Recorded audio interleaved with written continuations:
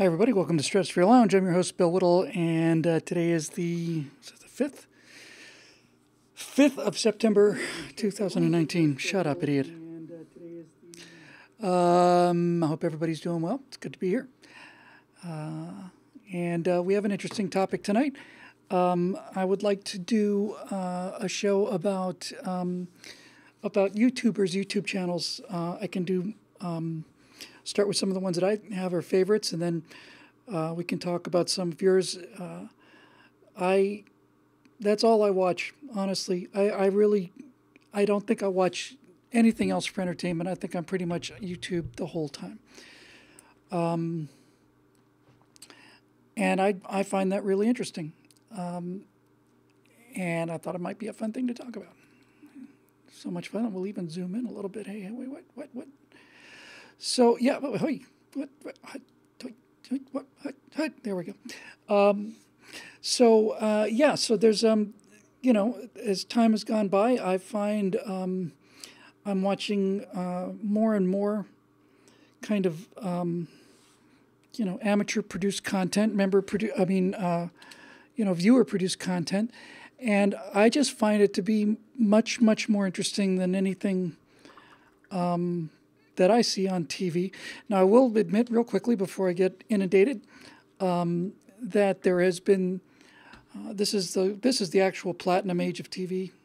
There's been some tremendous TV out there. I just don't really watch it. And the problem with YouTube, for me, is that everything is so bite-sized that it's just very hard for me to stop. Just like, look at this, another 8 minutes, or here's 4, here's 12 or something. But I thought it might be fun just to go over some of the channels I'm subscribed to. But especially thought it'd be fun for me anyway to hear what I might be missing out there. Because, I don't know, seemed like an interesting topic. So, that'll be the questions for today. So why don't we just jump right in here, and I will pick up my copy of my Bill Whittle channel, and then I'll see who I'm subscribed to. What fun. Now, needless to say, I don't expect any of this to make much sense to you guys. I know that the Bill Whittle channel is pretty much the only channel that you subscribe to, and that seems appropriate, certainly, but believe it or not, there are a few other people out there. Let's just see who they are. So I'm going to go to my subscriptions here, and I'm certainly not going to pick all of them. I've got 30 or 40 or something, but I will go through some of the ones that I think are kind of the most interesting. So, and I'm going to specifically, by the way, going to avoid like commentary, conservative commentary kind of stuff. I'm mostly interested here in kind of entertainment, and again, this is not so much for you to write down or necessarily that you would enjoy any of these. I just think it's fun to talk about them because I just think they're interesting. Okay, so do I want to do this in alphabetical order? Probably. In order of subscription? I don't think I do. I'm just going to go through. I'm not going to spend any time on these two, but for those of you who are Star Citizen fans or interested in Star Citizen, Board Gamer, BOREDGAMER, has daily updates, and the Nubifier also has kind of constant updates. Those are there. Also, there's a guy who does some very beautiful, machinimas and stuff from Citizen, named Zenthor X, XENTHORX. I'm purposely going through these fast just to get them out of the way. Let me see. Same for Star Cinema. A couple of others, Mr. Hashgaha. These are all Star Citizen things, and I'm not going to waste a whole lot of time on this, honestly. But they are really kind of fun. Now, I guess I'll just come back to that. Yeah. All right, so let's see what we got here. Just yesterday, I and this isn't going to appeal to anybody. Again, I'll just get it out of the way with the rest of the Star Citizen stuff. Just yesterday, I stumbled on a channel by a guy named Burke Black, BURKEBLACK, and he was doing something where he was using the voice over IP in Star Citizen, which we have not really played much with, but basically it's set up now so that not only can Star Citizen record your face and put that onto your character, but you can basically speak to people who are in the room and people who are not with you, when we go out and have adventures with the Aurora crowd, we all get on Discord, which is a group sharing thing. But the game has for a while now allowed us to talk to people, complete strangers, and I don't think I've used it but once, maybe twice. And then I saw this guy, Burke Black, and he did a piece called The Life of an ArcCorp Employee, where basically he walks around in Star Citizen, uses the in-game audio, and basically says, do you need assistance with that, sir? Or, sir, do you have time for a quick survey? And I just find him, I thought he was hilarious.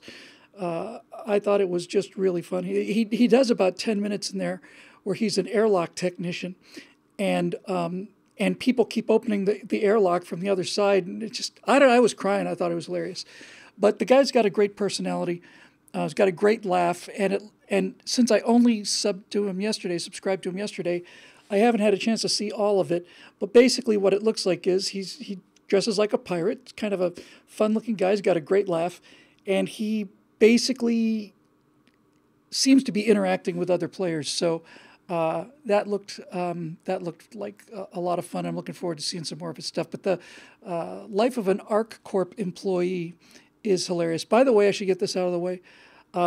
Most of these channels, if not all of them, are going to be using language that we don't use here on the Stratosphere Lounge, so just put that warning out there for you.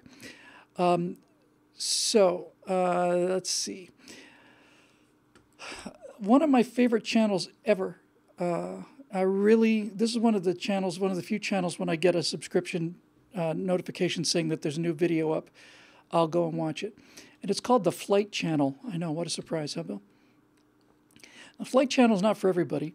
But what the Flight Channel is a guy has gone to a fair amount of trouble, a lot of trouble actually, and he's recreated in flight simulators a number of historic crashes, and they're beautifully done. So basically, he'll start off with a plane on the ramp, and he'll give the date. And he'll say, here's where it's going, here's the pilot, here's the number of hours. And then he'll get into the flight sim, and you never see him, never hear his voice. All you see is the airplane. And then he recreates these tragic accidents and then spends about a third of the total video looking into the aftermath and what was learned and what we got from the flight data recorders. It's just very, very well done. And I know I'm guilty of this occasionally. The only thing I'll say about it is I'm virtually positive that this guy's not, it's in English with enormous titles on there, so they're easy to read. But I suspect that English is not his first language because these titles there's a lot of typos in there and a lot of funny grammar, and it really hurts him more than anybody, or more than most people, because they are so compelling and they're so well researched that to see simple typos and stuff hurts them. But it's called The Flight Channel. It's got 780,000 subscribers.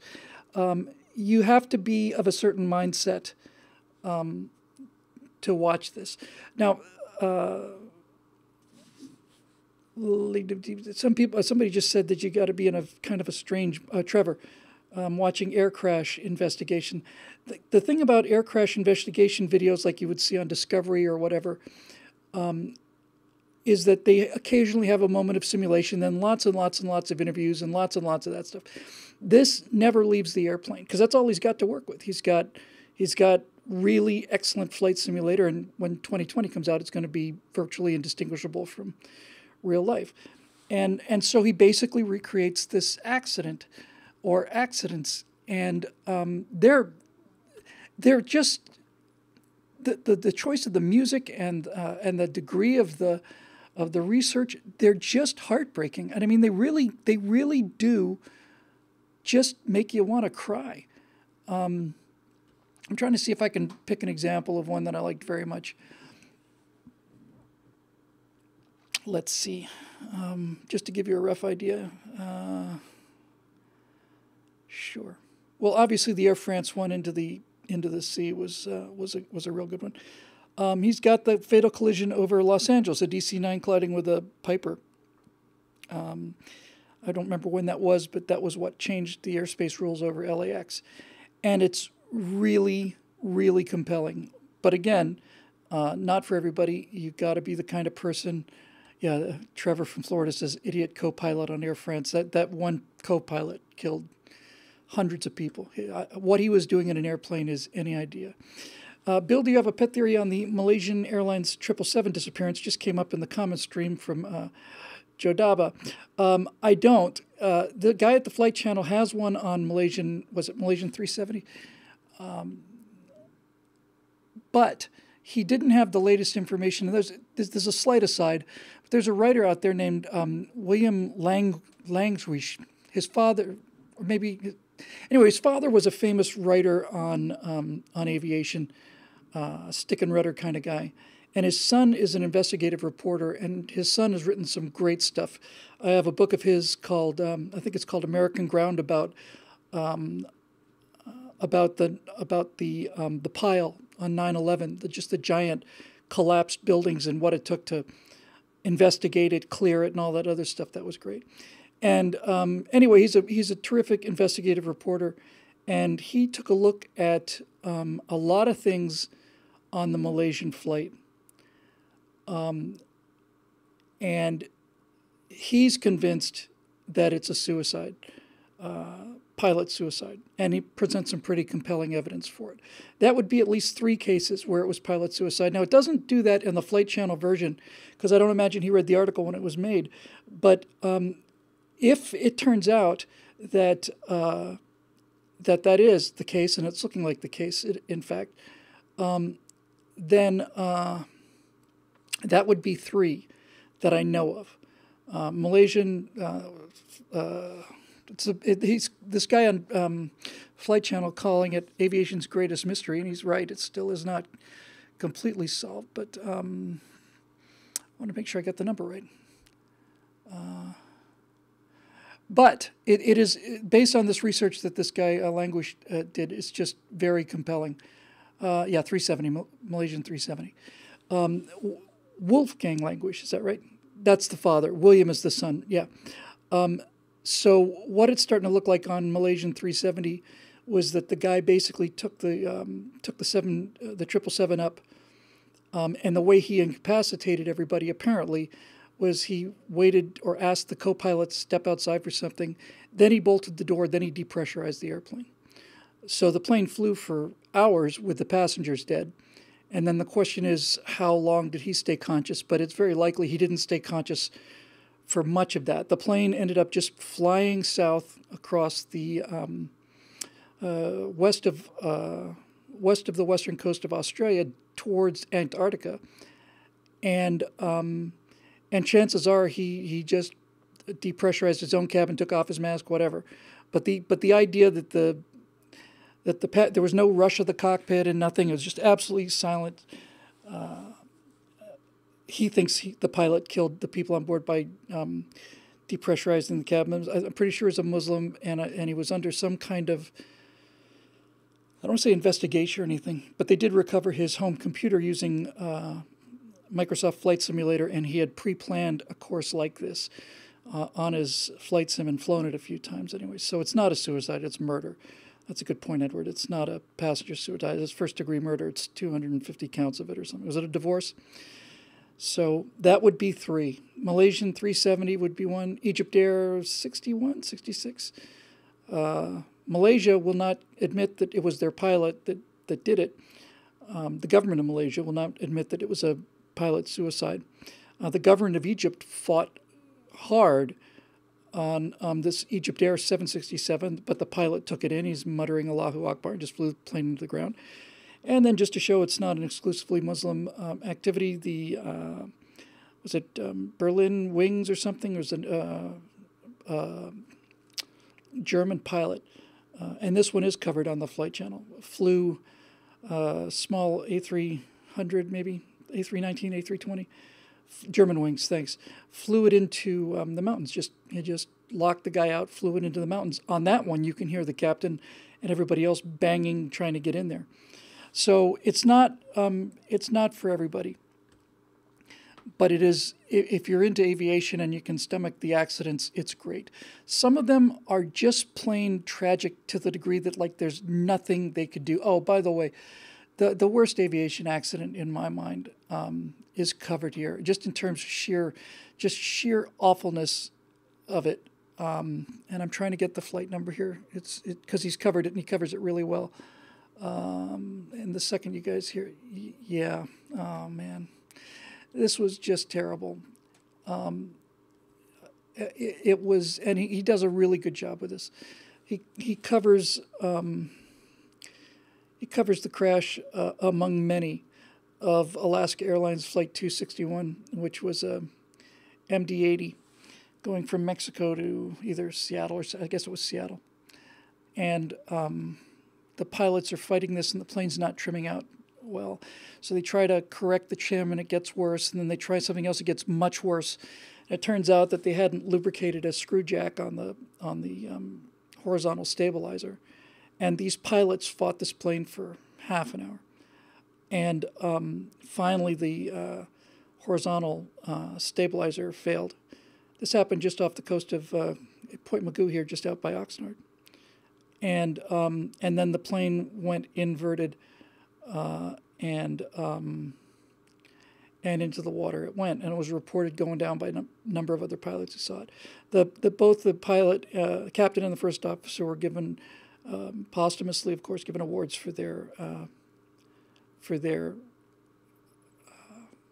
work at trying to keep that airplane alive. That one is the most heartbreaking. Some of them are just plain infuriating. Some of them just make you just want to just pull your hair out.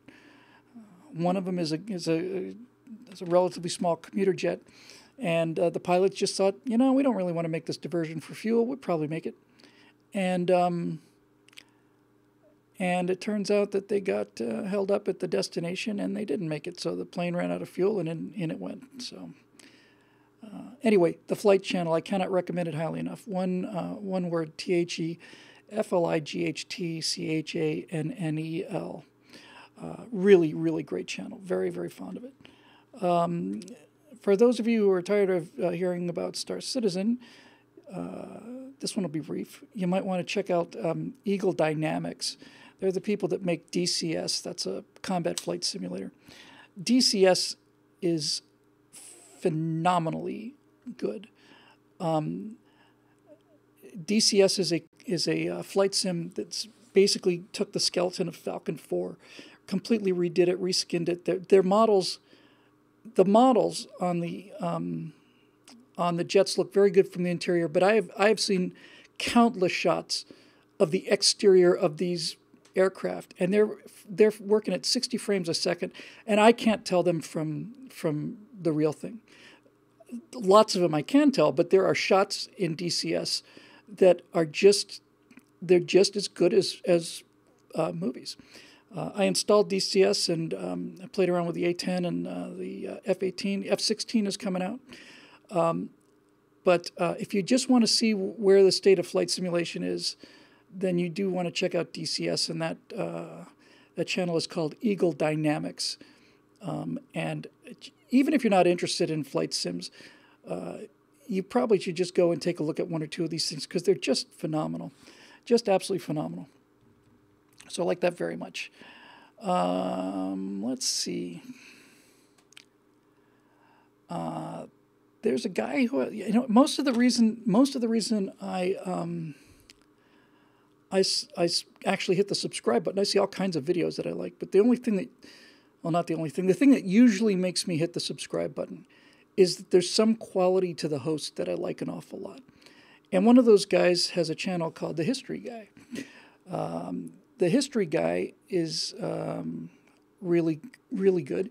And he picks some very, very, very arcane things.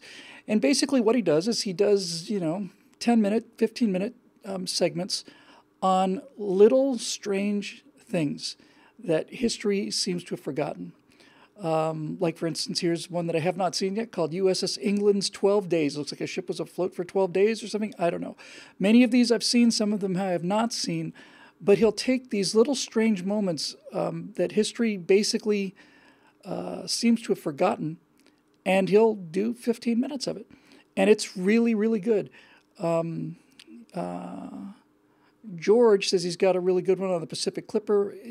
He's got everything he touches is good, and I like his personality. He's very, very watchable, and his delivery is great, and his research is impeccable. And I'm a big fan of his, and I love his videos. I think they're absolutely great. Let's see, going down the list here, because most of this I want to make about questions. I mentioned that I didn't watch a lot of conservative commentary. I'm not subscribed to many of them, but there are a couple, and as I get past them, I'll just tell you what I do have subscribed. I'm subscribed to Mark Dice. I liked him when he was doing his interviews on the street, but now there's something about the quality of him. He just basically green screens himself big over the picture and basically looks up and like he's talking to the video.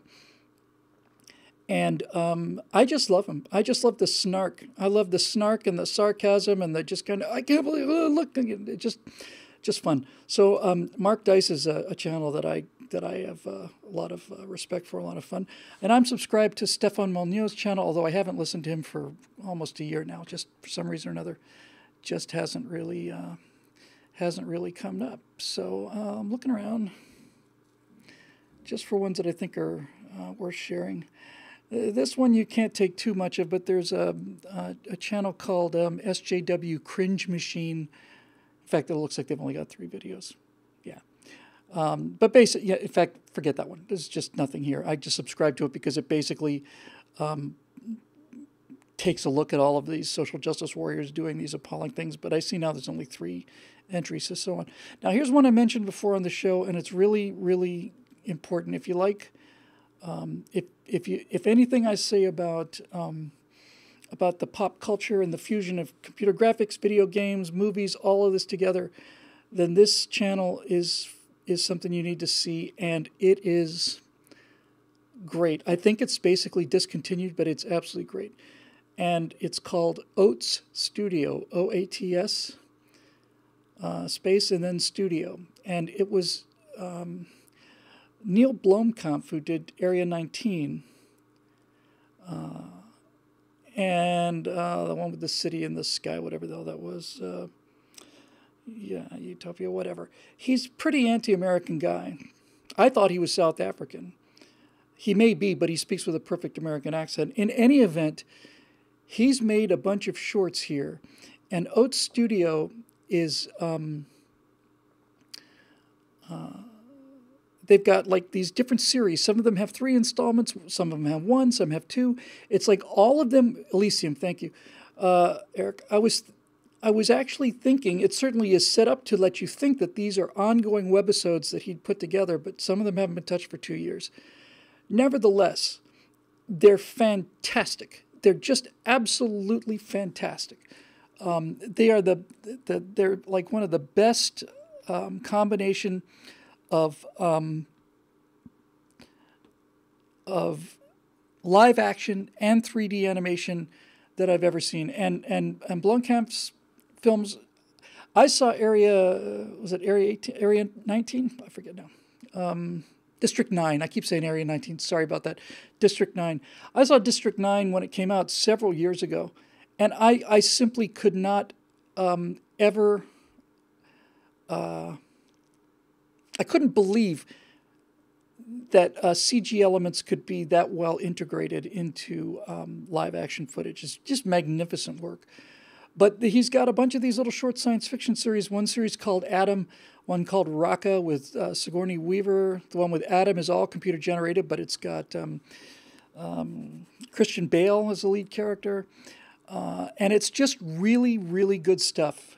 Really good stuff. So, yeah, Martin Archer points out there's something called Dust, which puts out a lot of sci-fi shorts.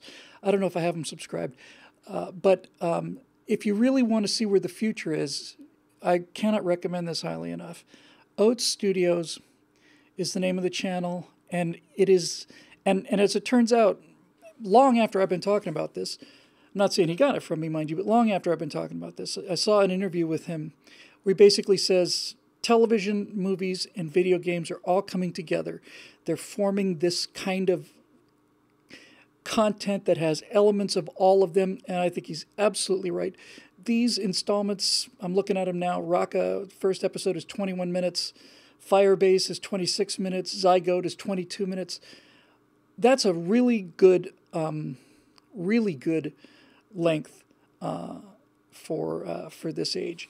And I really thought that we were going to be seeing all of these things continued. I was very, very disappointed that they're not. Like I said, I don't agree much with his politics, but I actually think he's probably further ahead of the cultural curve than anybody that I know of out there. Just terrific. Really, really, really good. Let's see, moving down here. For those of you back to the DCS thing, by the way, if you're interested in that flight sim, incredibly accurate flight sim, there's a guy named Glowing Amram, Glowing Aamram. Glowing, yes, it's, you would think it'd be growling, but it's glowing. Glowing Amram. And he makes fantastic videos. He's done a lot of the commercials for DCS. If you really just want to see just beautiful, Glowing Amram would be the guy to go. Glowing, I guess, from the tail exhaust. Amram is the advanced medium-range air-to-air missile. And so it's all flight sim stuff. It's very, very, very good. You know, I'm going to go here. I am. I'm subscribed to Vice. Now, before Vice got on TV, I liked them much better before they got on TV. Before they got on TV, they did like a 4 or 5 part special in North Korea, which is unforgettable. A 4 or 5 part special in Libya, which is unforgettable, and a lot of very interesting stories. But lately, it seems that so much of what they're doing is just simply political. But with that said, especially in the very, very early days with the founder, some of those videos are really, really, really good, hard-edge documentaries. Martin Archer just said Vice used to be cutting edge. That's pretty much it, I think. They used to be cutting edge. Ever since they went more mainstream, I think they've just gotten much worse. But honestly, there is some amazing, amazing documentaries in Vice. At least if you look for the older stuff. Stuff was just absolutely tremendous. Sorry to see them kind of fall and go down that way. I'm glad I get a chance to. So off of the political and aviation and space stuff, I don't check this very often, but since I'm going down the list, let's see. So there's a guy who is in, he's a dancer actually, and he was in, what was that dance series? LXD, League of Extraordinary Dancers. There's one about robots coming to life, and he also does a robot in the safety video that they had for Virgin America back when it was Virgin America. And if you like breakdancing, or if you like really precise, like robotic popping, that's the place for you. Like I said, I don't go here too often. But the guy's name is Mad Chad, Maddchadd. And the guy's just a fantastic dancer. He's pretty much limited to this kind of thing, but if you like that kind of thing, and I do, it's worth a look. Now I'm glad I went down the list because I haven't seen this guy for a while, but I cannot recommend this next guy highly enough. His name is his channel is named Matthias M. I guess it's Mateus. But if you're interested just in visually beautiful things, this is the guy to get. It's Mathiasm, and then it's .de. He's German. Matthias is a master of particle systems, and he has produced some of the most breathtaking work I've ever seen, set to music. It's just incredible. It's like some of the stuff, I'm looking at these things, are 8 years old now. That's how long I've been looking at him. Doesn't look like he's got a lot of new stuff. Some of it he uses like for video VJ stuff. But what this guy does with particles is simply, it's just breathtaking. It's breathtaking. And I really, really recommend it if you have a chance to just want to see some amazing thing with your eyes. Just have your eyes just go, wow. He's terrific. He's really very good. Let's see.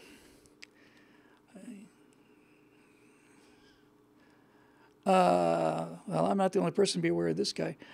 There's a really great guy who does his own special effects, Zach King, and he's got a channel called Final Cut King. He does these very, very short little videos with unbelievable special effects. Unbelievable. He's like a special effects master. He did a lot of like these 7-8 second vines. But if you want to see what can be done with, home computer and a really good imagination, Final Cut King is really entertaining and really enjoyable. I remember Jedi Kittens. He's got kittens in TIE fighters and stuff. The guy's great. He's got a great host. He's a great host. And then there's like how to hitchhike. Like, here's a how to hitchhike vine. I'm just going to look at it just so I can see it and describe what happens. So he's out on the street. Car comes by. He runs, jumps in the window, and then as the car's going by at 30 miles an hour, he jumps in the window and then waves. Now, that's all a special effect, but it's seamless. And if you really like fast, cool, really cool videos, I really recommend that as well. And that is Final Cut King. So I imagine he does it or did it all in Final Cut Pro. Here's another political, one of the few that I subscribe to. And that is Paul Joseph Watson. I find the guy... I like the mixture of I like what he says and I like how he says it. He's got a cool accent. He's got just the perfect amount of snark in there, and he's got some great numbers in terms of he's got 1.7 million subscribers. His things get seen by millions of people. Pat Condell, Sinister Mind on our comments thing live says Pat Condell's the same way.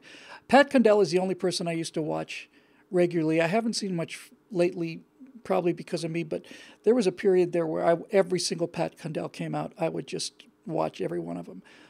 I don't get to watch every Paul Joseph Watson, but the ones I do watch, I just love. I like the way he goes right at a problem, and he calls it what it is and calls it out, and I think that's pretty cool. So going down the list of things that I happen to have. Oh, I love this guy.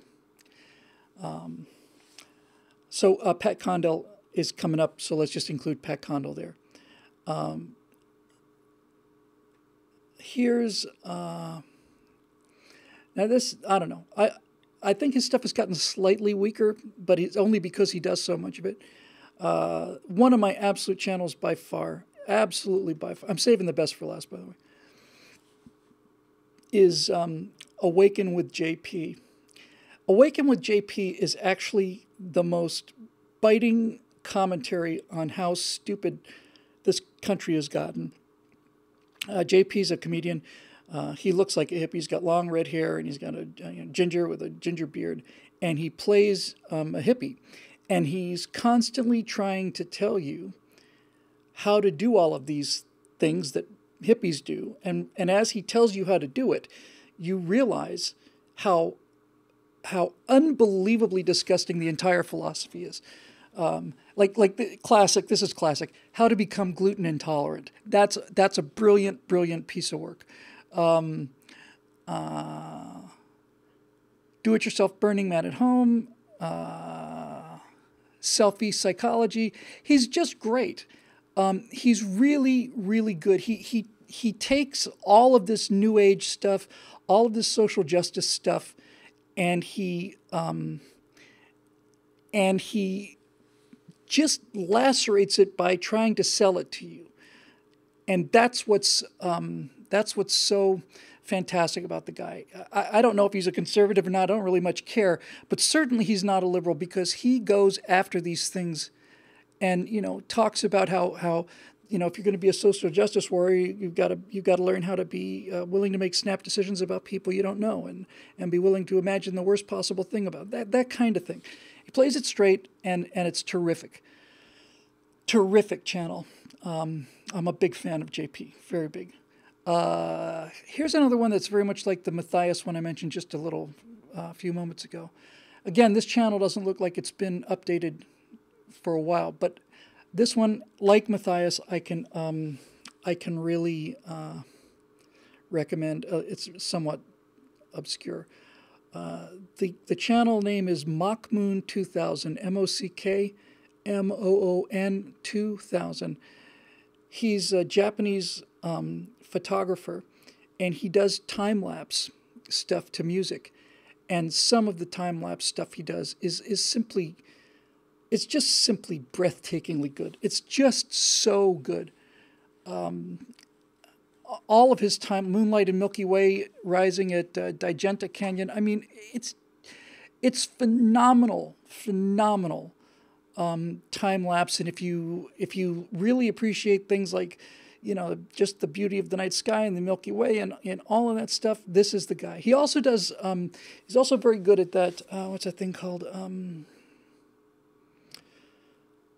It's a technique where you throw both the foreground and the background out of focus, and it makes it look like you can shoot a city. And if you throw the foreground out of focus and the background out of focus, it makes a city look like a toy, because that's how we see toys.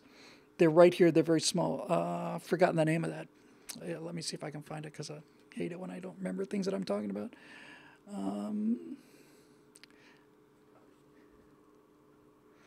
Yeah, so basically he's got this camera technique. I don't think he invented it, but it's great. And he's got all of these, no, it's not bokeh. If you look at, he goes up to the top of it. Let's say he went to Griffith Observatory and photographed downtown Los Angeles. And he did it so that the foreground was out of focus and the background's out of focus. So the only part that's in focus is downtown. It makes it look like it's a toy. I mean, you just swear it's a toy, because that's how we see models. A little models. We look at a real city, everything is so far away that it's all essentially focused at infinity. So we see all of the city and we see the background, all of it's in focus. But if we had a model city right in front of us, we'd look at the city and then we'd see stuff between us and the model city, which would be out of focus. Stuff beyond the model city would be out of focus. Tilt shift. That's it. Thank you very much. Quasnine. Tilt shift. It's really cool. He's got a really good one. Is he's got one called Telecom Center Tokyo Miniature, and it's the loading docks at Tokyo, and they just look like toy boats. Now he sped it up and stuff.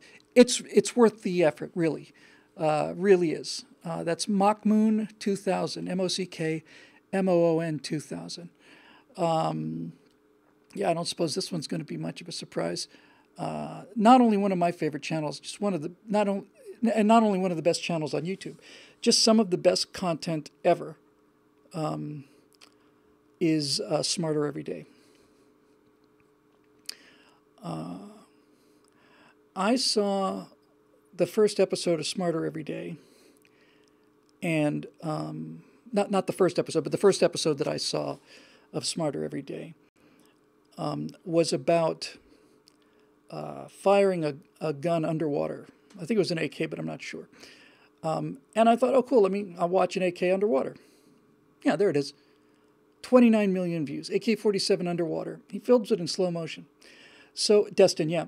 So I'm looking at this video and I'm thinking, okay, cool, there's going to be, oh, great, some idiot got a slow motion camera and filmed an AK-47 underwater, and yeah, it's really cool. And then just as I was about to turn it off, because you see the thing in the bubble, he says, so what's going on here? And then he starts moving with his hands, and then these diagrams appear, and then all of these equations appear, and you suddenly realize, this guy's brilliant. He's not just some guy with a slow-mo camera. He's brilliant. And he takes these things, usually in slow motion, and makes them understandable. The thing I remember the most about the AK-47 thing was that when the weapon fires, there's a giant expanding ball of gas, and then the water pressure brings it back together, but it pushes it back together so hard it actually rebounds and forms a smaller one, and then it's fantastic. Yeah, somebody pointed out blast-off sounds from Cape Kennedy. Destin is just a good guy.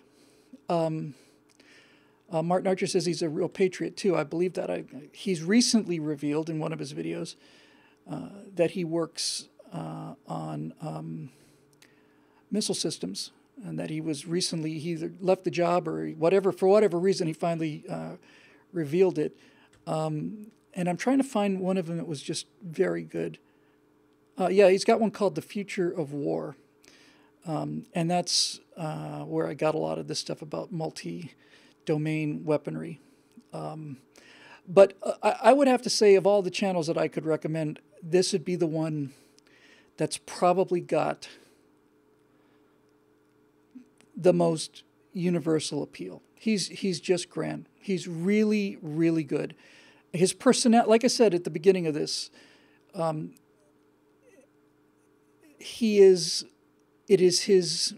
it's the personality of the hosts that make me subscribe to a channel rather than just, oh, hey, that was a cool video. And the guy's a wonder. He's absolutely fantastic. Yeah, Smarter Every Day. I cannot recommend that highly enough. He's got tremendous subscriber base. He deserves it. 7 million subscribers. That's excellent. Smarter Every Day. This one's a little more arcane. I have one called 10th Dim, 10THDIM, and it's the guy from visualizing the 10th dimension. Now, I really got into a lot of his stuff, and I thought, man, this guy's absolutely got it. Since then, I have backed off a little bit. But if you want to talk about really bizarre, advanced metaphysics that's founded in reality, is not like astral vibrations and stuff. I mean, the guy is really pretty advanced mathematician, and some of his ideas are really profoundly good. So I really liked him, and he's just a very gentle guy, very soft-spoken guy. But imagining the 10th dimension, I've talked about many times on this show, and he's very, very good. 10th Dim, 10THDIM, interesting guy. Let's see. Okay, so that's the first pass through the list. So now I'll go and do a couple of my favorites, then we'll go to questions and see what we have to say here. I don't think he talks much about string theory, Martin. He's got his own theories, and I guess that means most classical scientists have, basically scoffed at it, and they're probably right too. I don't know enough about it. I just have to tell you his idea about dimensions and the symmetry of how dimensions basically repeat itself are they're just elegant, even if he's wrong. I don't know if he's right or wrong, but it's just elegant physics and really good. Okay, so now I'm going to go and get to a couple of my absolute favorites here. Yeah, why not? Okay, so a while ago, I was just floating around out there because, the YouTube's like like going down a gopher hole. You go down in Kansas, you come out in Mozambique. You know, you never know where you're going to go. Everything's connected to everything else.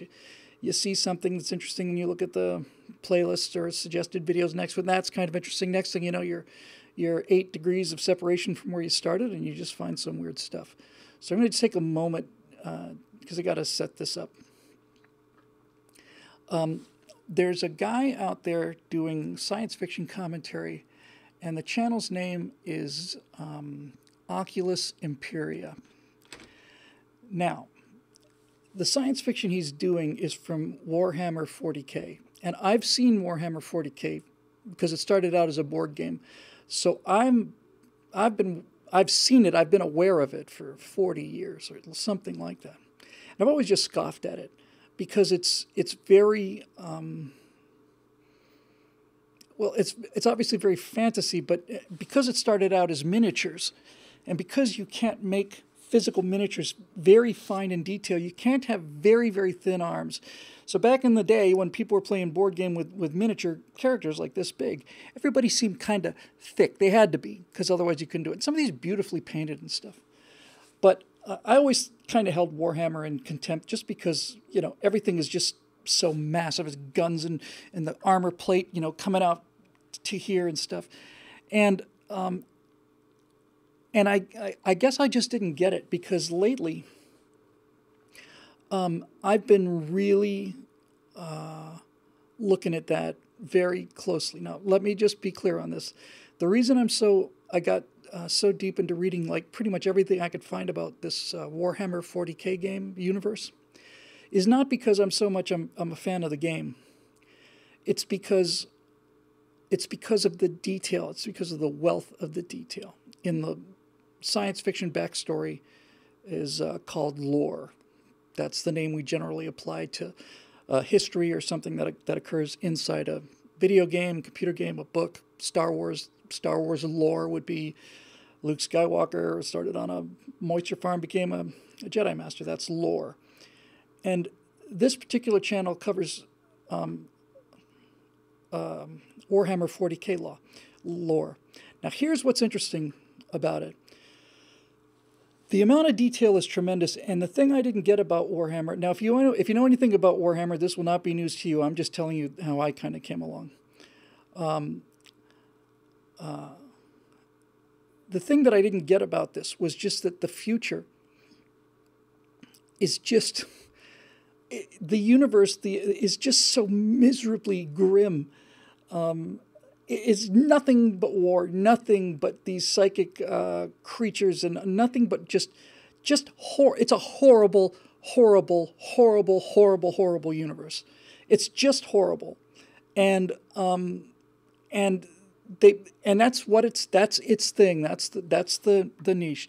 It is a dark, dark, dark, dark future, and I don't mean dark like Alien is dark, or dark like I don't know.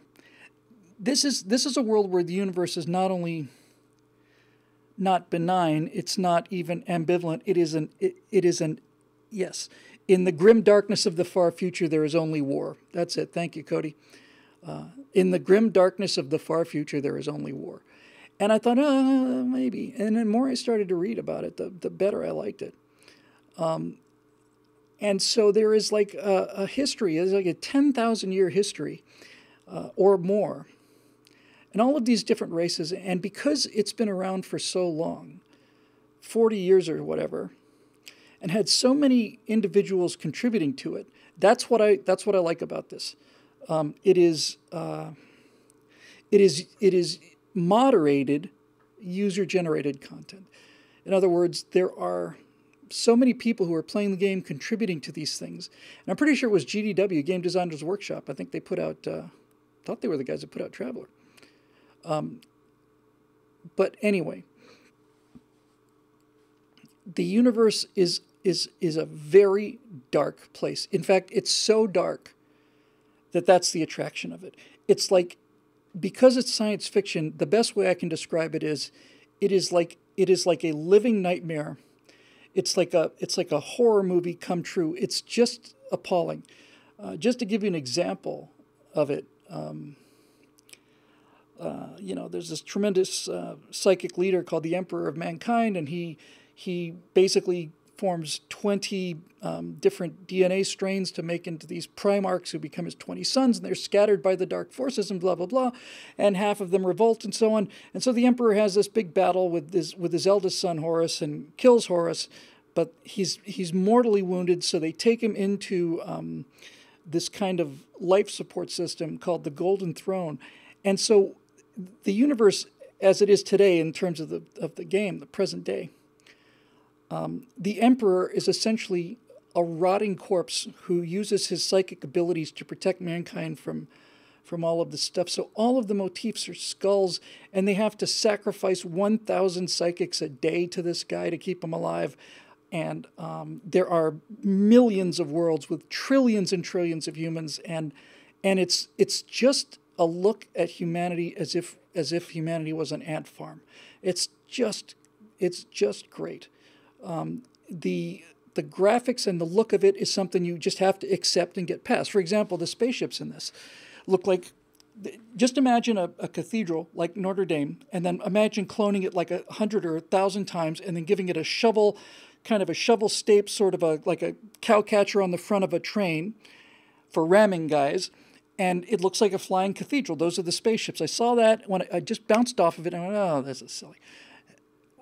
It's perfect. And one quick aside, by the way. I look at Warhammer 40K, and I look at the spaceships and stuff, and I go, well, that's ridiculous. And this is something that I've had many times. How do we know it's ridiculous? We think we know what the future is going to look like 100 years from now. If we had to pick what a spaceship would look like 100 years from now, we'd probably end up with something like the spaceship in Avatar, let's say. We know it'd be constructed of fuel tanks, but we don't know. We just don't know. So much of it is the culture. And the thing I always come back to is Flash Gordon in the 1930s was their best guess at what interplanetary travel would look like and what clothing of the future would look like. Everybody'd be wearing silver underwear and tights and capes, and we would travel in rockets that were run by 3 or 4 levers, and that was their best guess. This may be a function of humility, but I'm constantly reminded that no matter how many times I try to get this right, or no matter how many times, it's not going to be like that. It's like, you don't know what it's going to be like. You haven't got the faintest idea. Chances are excellent that what actually happens, if it happens, in the future is going to look as much like what you think it looks like as Flash Gordon is to us today, which is comically ridiculous. So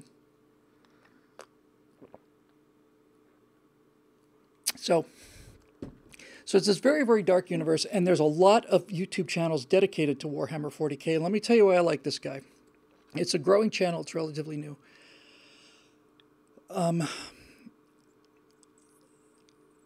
There are, you know what? I'm just going to go ahead and do this. There are a couple of people out there that produce content that is so good that's why I watch nothing but this. So this particular channel is a 40K Warhammer 40K fan channel. It's called Oculus Imperia, OCULUS space IMPERIA. And here's why this one is great. It's great because it is written and performed as a guy who is a fairly low historian. He's a monk, essentially. He's a monk, and he's firmly believes in the Emperor as a living god, and he's totally in the future. And his delivery is perfect for a monk. It's perfect. So I suppose the best way to do this would be just to download it and run some of it, but I'm not going to do that because it's too complex. But here's what I will do. I'm going to turn on... How can I do this? Wait a minute. I was going to just play some of it, but then we'll get the feedback of it and stuff. Here, I'll tell you what I'll do. I'm just going to play just a few moments of it before it loops around and catches us. So this is the voice of the guy talking about this particular episode. It's called A Pilgrimage to Holy Terra. This is a guy who goes back to Earth, which in itself is a stark privilege. 1202 alarm? Is that for me? But just listen to this guy's voice. So here, I'll just run a bit of it, and then I'll turn it back off again. But just listen to this guy's voice. Or ever watched by mighty defense lasers and torpedo silos. On Luna's exterior, barely protected from the suffocating void. Lasers and torpedo silos. On Luna's exterior, barely protected from the suffocating void. Lasers and torpedo silos. He's got that. Sorry. He's got that. He's got. Gregorian chants going on in the background, and he's writing about this horror of a universe exactly as if he were a monk. And in terms of performance, it's just some of the very best writing I have ever heard and the best vocal work I've ever heard. Put aside the Warhammer stuff, put aside the science fiction stuff. As a piece of writing and as a piece of acting, it is absolutely world class. Absolutely world class. So that's a recent favorite of mine, and I watch everything he does, trying to binge watching him, backing up. So okay, so we're almost there. One or two more to talk about, and then we'll get questions and see what you guys have to think. So I'm think 1, 2. Is it 2 more? I'm saving. Make sure I don't miss anybody. Yeah, I think it's 2 more. Okay. Here are my last 2, in order of favorites, I guess. This one guy is new. I've only been subscribed to him for maybe 2 weeks or something, but I love him.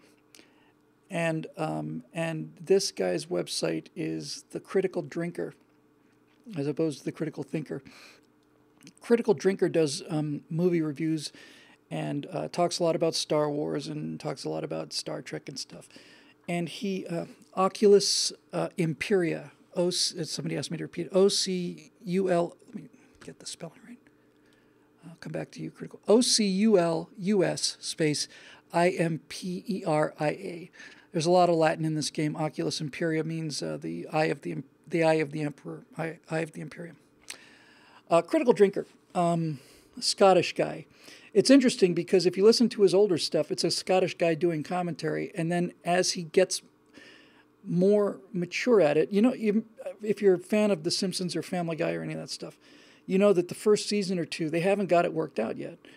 They haven't quite got the voices down yet. They haven't. It takes about it takes a certain amount of time for them to lock it in. And so the early stuff by Critical Drinker is basically just him talking. And then he had one close, and I guess that he liked that close so much that now he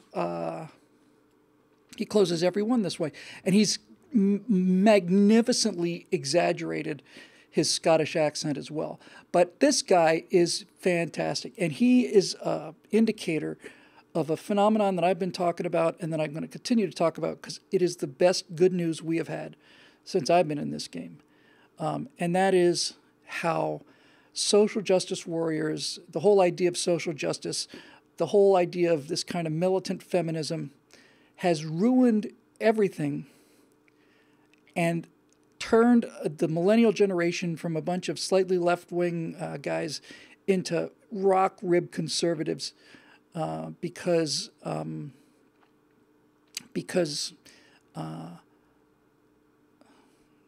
they won't let go.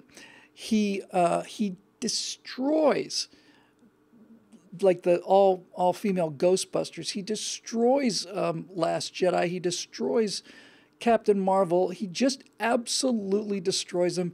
His accent, there's a lot of swear words. His accent is fantastic. The whole idea is that he's drunk off his butt the whole time. and I really, really, really like him. He's got something here called Prometheus, the Franchise Killer. Please Stop Ruining My Childhood. Midsummer, the worst movie I've seen all year. Female Thor. At last, Marvel gives fans what they always wanted. So the sarcasm is strong with this one, and his great commentary. Huge, huge fan of his stuff, and if you are interested in the pop culture in terms of video games or movie franchises, he's the best I've seen. So now we're down to the last one, which is actually the last two. It's a tie for first place. I cannot tell you which one of these two I like the best, so I've put them in a two-way tie for first. One of them is Red Letter Media. I came across Red Letter Media many years ago when I first saw the first Mr. Plinkett review of The Phantom Menace. This guy's got 1 million subscribers, and he's got a couple people there, but it's really just the one guy. Is it Rich? Mike. It's Mike. So they kind of like we do with Bill Whittle now or Right Angle. They've got like shorts that they put out like probably once every week or so. An episode. They've got like a review thing called Half in the Bag, which is okay. But when he does one of his full-on reviews, it's simply his reviews of the first 3 Star Wars of the first trilogy movies. His reviews of Phantom Menace, Attack of the Clones, and Revenge of the Sith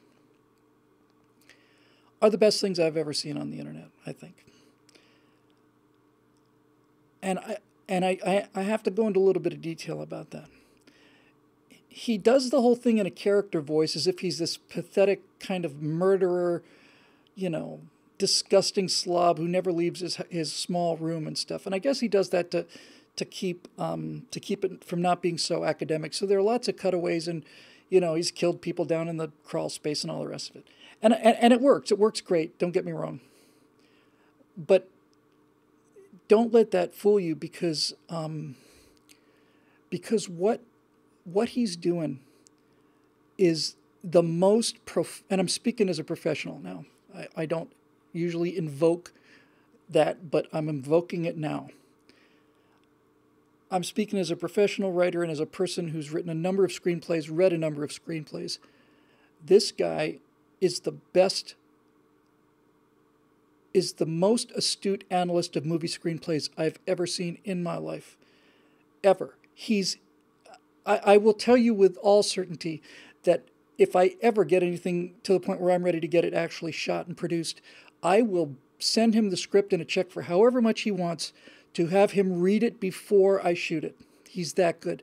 He really, really understands it. And the great thing about his reviews of the Star Wars prequels, he's done bunches of reviews, and they're all terrific, all of them. But the ones that he did, I mean, the one for Phantom Menace is almost longer than Phantom Menace. I mean, it's almost an hour and a half or something. This guy, as Martin Archer says, that Hollywood has not hired this guy is an absolute miracle to me, because I've never seen a person who understood storytelling better than this guy. And that turns into fun, because nobody particularly liked the Star Wars middle trilogy, and he dissects them. And he just mercilessly dissects them. But he doesn't just dissect them. He doesn't just say that this is stupid. He says why it's stupid. And more often than not, he will say, wouldn't it have been better if they did this? And you just watch this guy, and I can't tell you. I see Cure for Ignorance says he just bookmarked them. If you've not seen Red Letter Media, you have to watch the Phantom Menace, Mr. Plinkett's Phantom Menace review. Okay? Be prepared. It's got a lot of dirty language, and it's got a lot of all this other stuff. But if that's not enough to send you off, the Plinkett reviews, but especially Phantom Menace, Attack of the Clones, and Revenge of the Sith, are simply the best analysis of how films are made ever. Ever. The guy is absolutely brilliant. One of the little things is there's so much there that it's hard for me to remember any of it. But the one thing that just literally, honest to God, took my breath away, made me gasp out loud, was when he was talking about. It shows up in 7 parts, but there is a 1-part version of it. You probably have to go to redlettermedia.com. But in any event, if you can see it in one piece, great. If not, just see it in pieces.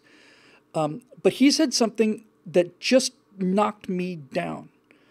He was talking about how, at the very least, they didn't show a young Han Solo and ruin him too. And he was talking about how after the first trilogy, really towards the third movie in the first trilogy, towards Return of the Jedi, they started making these Star Wars movies for kids. They were not made for kids before. A New Hope is not a kids movie, and Empire Strikes Back certainly not a kids movie. They started to make it for kids. They brought in the Ewoks and all the rest of the stuff, and then for the second, for the Phantom Menace, they had a child actor. Now I don't want to pile on this guy because he's actually had it ruined his life. But the guy who they got to play young Darth Vader was not a very good actor at all. At all. He was very wooden. And so the movies, the first movie especially, how do you, I mean, if you put yourself back there, I remember going to the theater to see that. Star Wars hadn't seen anything for 20, 25 years, something like that. Here it comes, here it comes, here it comes. And then you get Jar Jar Binks and you get this wooden acting. And how do you make a movie like that? Cast a kid that bad, have him be the center of the movie, and not at some point go, we got to stop and do this again. This kid's terrible. We got to recast this. But here's the thing, Jake Lloyd. Yeah, it destroyed this kid, all the hate he got and stuff. And I feel very sorry for him. But he was talking about how they started to make movies for kids. And he said that's why in Phantom Menace you see young Anakin Skywalker, played by Jake Lloyd, who's probably 6, 7 years old, maybe. And he's got the big goggles on, and he's flying a starship, a fighter, and he's blowing up things. And he said that Disney somehow gets it in their head that kids only connect to movies if there are kids in them. And then he said the sentence that stopped me cold. He said, but imagination doesn't work that way. That's exactly it. That's exactly it. Imagination doesn't work that way. Kids don't imagine themselves doing things as kids. Kids imagine themselves, when they see Han Solo, they imagine themselves as Han Solo. They don't imagine themselves as child Han Solo. They want to be adults. That's what kids want. And to the degree that this guy understood that is a degree that he understands everything, But to reduce the entire trilogy to that one simple observation, which is the entire truth, and which makes and is the reason that nothing else that came after that was any good at all, is because. And Eric Blake is telling me it's not the actor's fault. It was the director's fault. Probably true enough. You're right. Natalie Portman gave the worst performance I've ever seen in those movies. She can act. She used to be able to. Okay, fair enough. So it was George Lucas. Whatever. But when he said that imagination doesn't work that way, that's when, okay, now I know why none of this stuff works anymore. None of it works anymore. And the reason it doesn't work anymore is because Lucas and Spielberg and all these guys used to make movies for adults, and now they make movies for children. And Indiana Jones, I don't know if it was his review of The Crystal Skull, but it was somebody's that I saw not too long ago. And they basically totaled up the number of people that Indy murders in each one of the original 3 movies, all of which are pretty good. And in the first one, he murders 12 people. In the second one, he murders like 22. How many people does Indiana Jones actually kill in a movie? And then you get to, that's because when Spielberg made those 3 movies with Lucas, he was a young man, and they were action movies. And That's what guys did. And when these guys make movies, they're making them as grandparents, and they're wondering what their grandchildren are going to think. And so they reshoot the thing, or they recut it and add digital effects so that Han doesn't shoot first. Greedo shoots first because you don't want Han being the bad guy. This whole thing, they just simply don't get it. And it's all going down. It's a combination of not understanding how imagination works and how many social lessons can we put into this film to beat into the heads of these savages that women can do everything that men can do better. How do you do that? So anyway, of all the things I can recommend on the web, though again with the content warning, it's simply the best work I've ever seen. I just is just stunned, absolutely stunned. So Red Letter Media is in tie with first place for my favorite two channels, and the other one is a lot more. It's not nearly as widely appealing, but my other channel tied for first place is Internet Historian. Again, Internet Historian is a guy who you never see his face. It's all done with cheesy kind of graphics, but his voice is so perfect, and he's the guy who I've told the story about many times about how 4chan discovered Shia LaBeouf's hidden flag out in the middle of nowhere using jet contrails and all the rest of it. So what Internet Historian basically looks at internet crazes and internet pranks, and his delivery is so good that I'm absolutely completely smitten with it. It is perfect sarcasm. By the way, if you want a quick taste of Internet Historian, his website, his channel is Internet Historian. And if you want a 4-minute thing, look for the Bike Lock Fugitive of Berkeley, because in that video, he shows how 4chan identified the guy with the mask who hit a conservative with a bike lock and caused him to bleed out of the head. I mean, you got a guy with sunglasses and a ski mask smashes a conservative with a bike lock. How are you going to identify that guy? And Internet Historian shows you exactly how they identified the guy. It's utterly brilliant. It's just brilliant. Brilliant. He talks about... there's like 4 or 5 episodes with Shia LaBeouf. He talks about the Great iPhone Massacre, where internet pranks get started by these 4chan guys.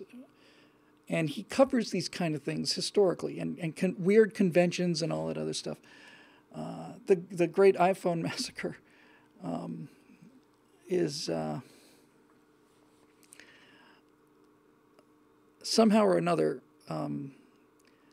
intentionally, just because they love trolling people, people put out enough misinformation to have this actually happen in the real world. And a lot of people did it to try to see how much people would just listen to. They made a claim, and they came up with beautifully made false ads. I'm pretty sure the first one was that the iPhone is waterproof, and they show somebody throwing it into a pool and coming out looks like an Apple commercial. Well, it's not waterproof.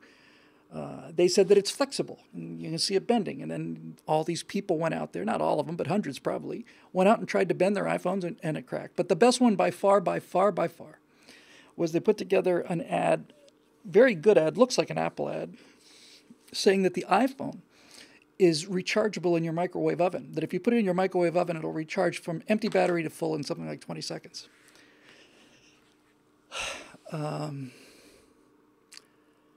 And as it turns out, that the iPhone is not charged in a microwave oven. In any event, this is more of a connoisseur kind of a thing. Red Letter Media is great. Smarter Every Day is for anybody, but Internet Historian is for connoisseurs of snark and sarcasm. And the reason I like it so much is because he's going after the people that I like to go after. He's going after Shia LaBeouf and his "He Will Not Divide Us" thing. You know, they understand that's ridiculous. He talks a lot about trolling. He's the guy who covered the thing where you should never do online, polls to see what your product is going to be, because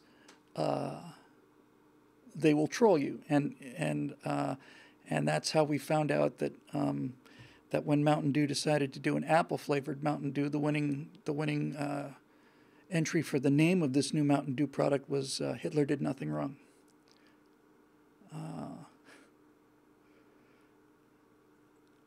I'm not laughing. I mean, the fact that what I'm laughing at is the fact that some people don't understand that kind of trolling. They don't understand that not only is it intended to get a response, mostly it's just a very elegant form of a joke. And it's Dub the Dew, they called it, name the new Mountain Dew. So he's got one called Dub the Dew versus the Internet. And so what they did was they had all of these horrible names that they put in there, and then they kind of decided on the ones they liked best, and then they had these little bots went out and voted for it, so it's got millions of votes. And so the apple flavored Mountain Dew was, we're going to let the Internet name it, so the Internet named it Hitler Did Nothing Wrong. Turns out that they eventually went with Apple Mountain Dew. So anyway, it's arcane, but it's really, really, really, really good. So I will put the links to as many of these as I can in the comments section on YouTube, although I'm not going to do all of them. I don't think. I'll just grab some of my favorites. Okay, so that's enough for me. 7:30. Let's hear what you guys have to say, and that's a tour of what I end up watching. That's where my brain space is. I just love it, and to me, it's far more interesting than anything I see out there in terms of, manufactured product. I think I not only think this is the future, I know it's the future, and we're all part of it. So there's that. Let's see. All right, I'm going to do some questions here. Why don't I? From the Facebook page is in the order in which they come unto me.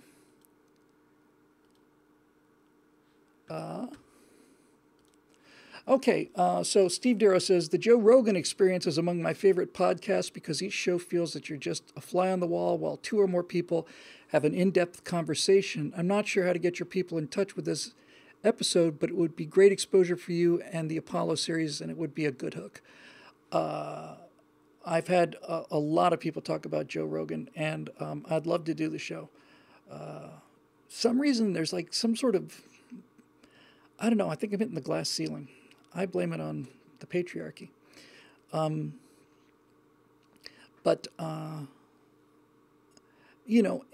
what guys like Rogan are looking for is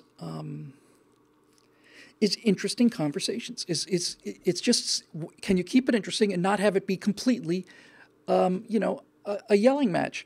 And I think Rogan is great. He's enormous following. And by the way, the whole podcast thing, the first podcast I did was the Apollo 11 thing. And during that podcast, during the production of that, I realized I spent 10 years not realizing that I'm in the wrong business. I'm not in the video business. I'm in the radio business. And nobody's watching the Stratosphere Lounge for the thrilling graphics. Well, I do. But other than that, no. So I'd love to do something like that, and for those people who like that kind of interesting commentary, he's right. It's like you just happen to be in the room while people are talking. That's good interviewing, and good interviewing is stuff that gets away from the well-known things about a person and gets into the stuff that you don't know so much about with them. And I edited 4 episodes of William Shatner's Raw Nerve, where Shatner interviewed people. And one of those interviews was Kelsey Grammer. And Kelsey was talking about suicide in the family. And Shatner kept interrupting him. It was almost like tearing my hair out. It's like, let the man talk. For God's sakes, man, you know? This guy's bearing his heart to you. Just let him finish the sentence, would you please? So, anyway, yeah. I've never listened to Rogan, to be honest with you, but he's just everywhere, so I certainly know all about him. Hey, Jacob Belchak says, I love Dan Carlin's Hardcore History. He got a huge World War I series. I think it's like 20 hours plus, just wonderful. As it turns out, the entire Apollo 11, what we saw, idea was based on the success of Dan Carlin's Hardcore History. And I listened to just enough of it to get the flavor of what it is that they wanted. I should watch more of it. I'm sure it was terrific. But basically, that kind of thing, you know, you do 20 hours on World War I, and I listened to some of that. You've got to just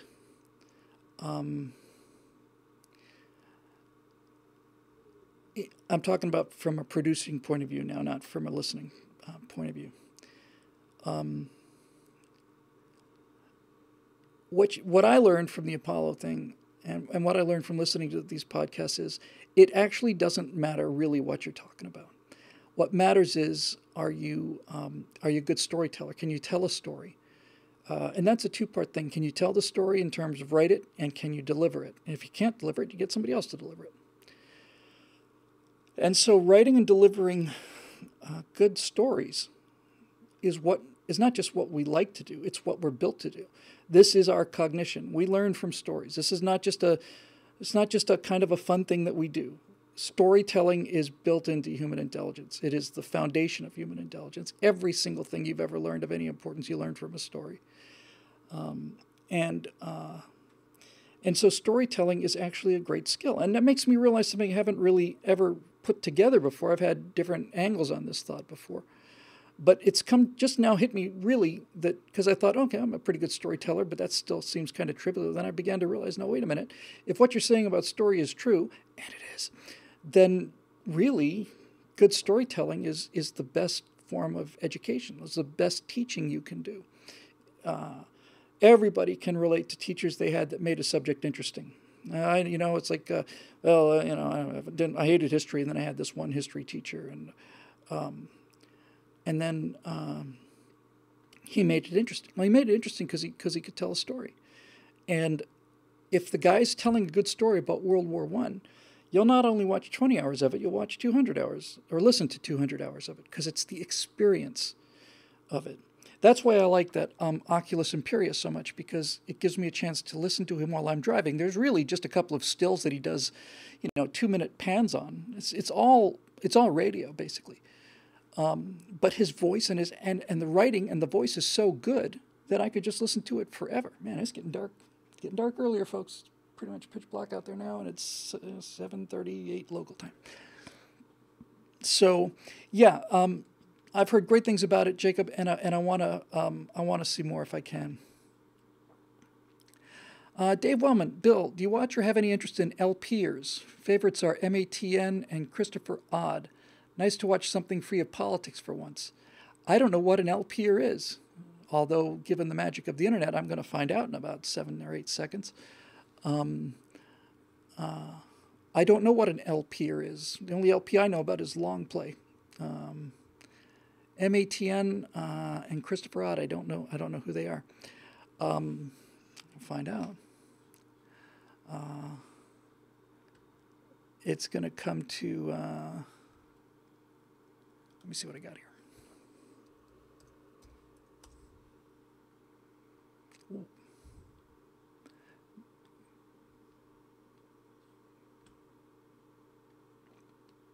I don't think that's what I'm looking for.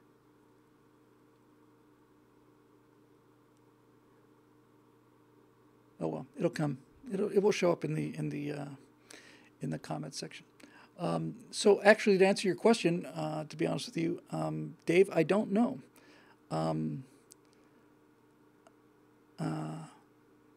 I don't know what those are, and I don't know who. Let me try one more time for Christopher Odd.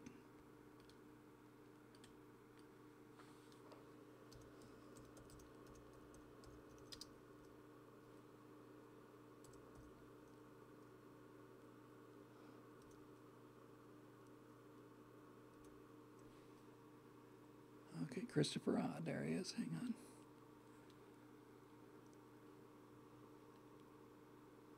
Oh, so that's cool.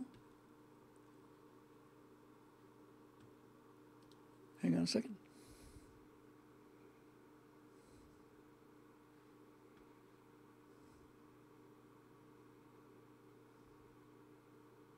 If I'm looking at the right person,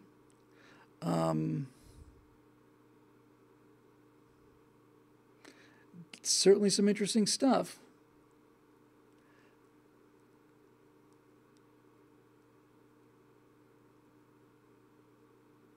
Anyway, yeah, I have not heard of him, and I will definitely check him out. So I'm afraid I got nothing to comment on there, but he's talking about XCOM games, and yeah, all right. Well, I'm sorry again, I can't really answer that, but that's somebody I will definitely look at as we're uploading this and the rest of it. David Crean. Are there any YouTube channels that you would recommend for aspiring filmmakers who can't afford film school? Red Letter Media. Red Letter Media and Final Cut King, I mentioned both of them earlier. None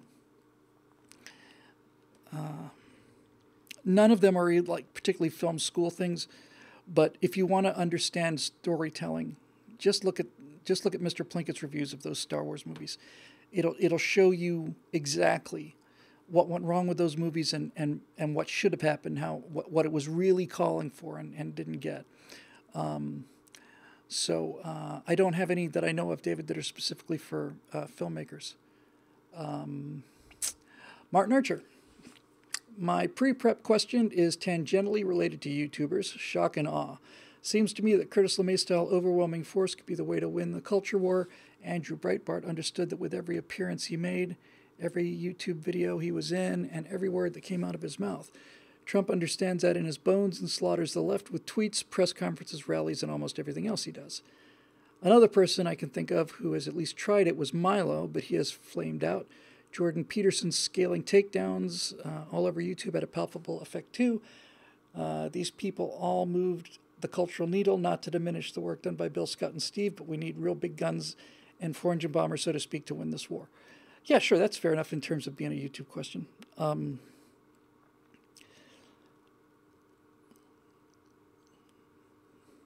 me think about this for a second. Shock and awe is a good term for this. And I'm not a shock and awe kind of guy. I'm just connecting myself and Stephen Scott to this thing. Crowder is. Ben is. But I'm not. And I don't have the constitution for it. It's not so much that I don't like to argue or so much that any of that. It's just there are some people that like a fight. And they like to be in fights live, and I just don't. I do well in them if I'm forced into them, but I don't like it. I just don't feel comfortable with it, and so a lot of the, kind of the. I mean, Ben Shapiro sticks a knife in every chance he gets, and that's important and good, and it's earned an enormous audience, and he's certainly earned all of it. And same for Crowder, and Jordan Peterson's got his own kind of thing.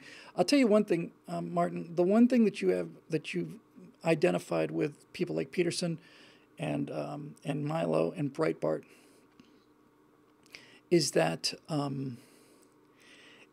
all of them are absolutely fearless when it comes to telling the truth, and they tell the truth in provocative ways,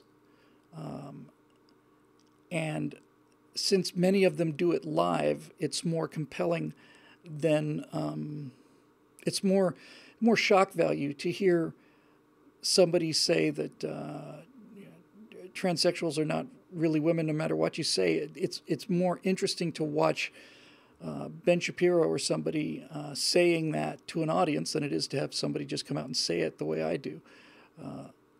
So I don't want to say that we're taking the high road here, but I do think that to some degree, your entire concept of shock and awe depends on shock and awe, and none of the three of us,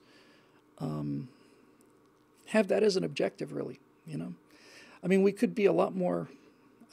When I say we could be more provocative, it kind of stopped myself from asking the question, because the three of us are not like that. We're not like that. The closest we come to it is on Bill Whittle Now, where Scott continues to assume the role of mild-mannered progressive reporter and keeps pushing me on issues in terms of defending things. He does a brilliant, brilliant job of that. And I respond to that, and I usually get a little bit heated in that, but I'm never... It's never like, listen to me, you stupid bimbo, or anything like that. Milo, Milo's flame out is instructive, I think. I heard he had a lot of money put into what he was doing. I don't know whether this was just before or just after the big so-called scandal that brought him down. I thought that the scandal that brought him down was absolutely unfair. They were saying that Milo was was in favor of child molestation, and he just said he got into sexual affairs when he was younger, didn't bother him, and that's pretty much all he said. And they'd just been looking for something to strangle the guy with. And I just like honesty and fairness, and there's a lot about Milo I didn't particularly care for, but I just don't think they were fair to him at all. But in any event,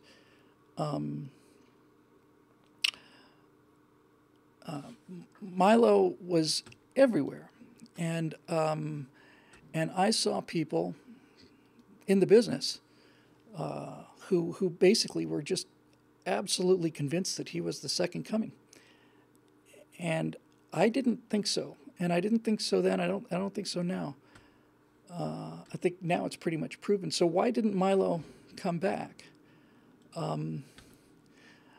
I think it's because on some level, Milo, I don't want this to be misundertaken. That was a George Bushism, if no one's ever said that before. Misundertaken, that's a great word, my God. I don't want to be misundertaken about this.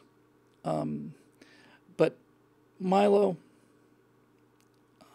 Candace Owens, maybe a couple of others, are one-trick ponies to the degree that they are, it's the angle that they're coming from that's interesting. Yes, it's certainly true that he's banned from Twitter and all the rest of it and all that. I get it. But I think the reason that Milo didn't manage to take his audience with him and keep it, because he's just essentially pretty much vanished from the radar. Saw some of the stuff on his new channel. Just nobody's watching it, and he's certainly not getting invited out. That's because Milo is great at face-to-face confrontations. Milo loves it. He loves it. He loves being in the spotlight, and he loves the kind of the fight. Breitbart loved the fight. Breitbart just loved it. I remember not long after I met him, it was at CPAC, and there were people protesting him personally by name, and he just said, "Well, let's go out and talk to him." Not to me, he just did. Apparently, he got some roller skates and skated out to him, and just skated right in the middle of this crowd that was calling for his head. Started talking to people, and apparently took them all out to lunch. And see, that I have endless respect and admiration for people who do that. But it's just not me. It's just not. I'm the kind of guy, I think, that in a public debate, which I don't get into very often, I will certainly be reasonable and rational in the presentation, and then I would, I've been known to get off some good broadsides, but that's counterfire. I'm the kind of guy who doesn't really fire unless fired upon. That's generally my motto, in fact. It's certainly my position in Star Citizen, which is a world, strange thing to bring into this discussion, but the thing about Star Citizen is it's an alternative universe where there are essentially no consequences for whatever action you do, so you get to learn a lot about people. And I realized that I'm a white knight. I hear people being slaughtered by pirates, and I rush out there and see if I can stop them. Some guy was trying to do something on the space station, and I gave him some help, and because I would have wanted that kind of help. Anyway, it's interesting to see what your core personality is. Obviously, Jordan Peterson likes a fight, but hang on, here we go. Hi. We're fine. Thank you very much. Have a good night. Jordan Peterson obviously likes a fight, but for Peterson, it seems to me that all of Jordan Peterson is simply watching a guy not lose his cool. But the thing that all of them have in common, Martin, is that they're not afraid to simply speak the truth. And when you hear the truth spoken just plainly like that, it knocks the wind out of you. That's the kind of world we live in these days, is having somebody just come out and speak the truth and be prepared to stand up and back it up. This is a strange sort of thing to say,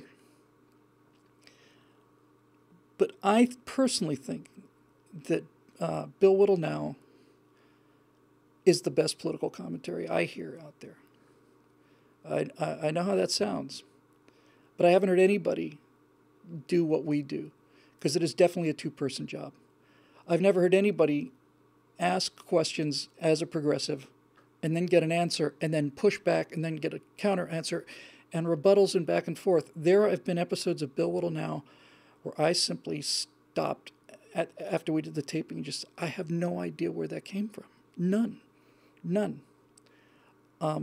But the thing about that show that I really do admire, I have to say, about Bill Whittle now, is not something really that comes from me. I just feel like I'm channeling something. But I do think that there have been many times during episodes of Bill Whittle now where I don't know what's coming. I never know what the question's going to be. Seems like Scott's got me on the ropes with these things, and then time again, I just realize, okay, so I've got a political philosophy and I have a moral code. And what does my moral code, upon which my political philosophy is based, what do these things tell me about a situation I've never thought of before? What does it tell me about the ability to have designer children, for example? And I haven't seen anybody do that. And I got to tell you, I just really wish that show had a lot more viewers. And I think if it could get out there, break out there, I think it would have a lot more viewers. Numbers are going up, but audience building is audience building. But I really seriously think that that is that show captures kind of sort of this. How do I want to put this? Well, I'll just put it as honestly as I can. I've done hundreds and hundreds of firewalls and afterburners, and almost everything I looked at, and I'm not done with those, but almost everything I looked at was stuff that I hadn't really thought about before. And so I dig into it and hopefully find something interesting about it. But what I'm finding out of Bill Whittle now is that after hundreds and hundreds of afterburners and firewalls, after thousands and thousands of right angles, and hundreds of speaking events, what comes out in Bill Whittle now is kind of the mature facility with this philosophy. Because it's all impromptu, none of it's scripted, and I genuinely do not know what the question's going to be about. But some of the answers that come out of my mouth astonish me. And it makes me realize just how solid this philosophy we call conservatism is. I mean, it really can give you an answer for everything. And not just an answer for everything, give you a good answer. when I say good answer, I don't mean even like a correct answer. I mean a morally good answer. That no matter what we seem to get thrown at us with that, no matter what topic Scott wants to present to us or crucify us with, the philosophy, the philosophy has a compassionate answer that works in the real world, and I just think it's great work. I wish it was being seen by more people, but this is the difference between modesty and false modesty. I'm a modest person. I'm modest about all this work and stuff. I still never ever get over meeting people when they come up and say hi to me. But I'd be lying if I didn't say that this was, I think, the best work I've ever done. I know most people probably don't agree with that, but let me just say that what Bill Whittle now is it's 10 years of experience that are now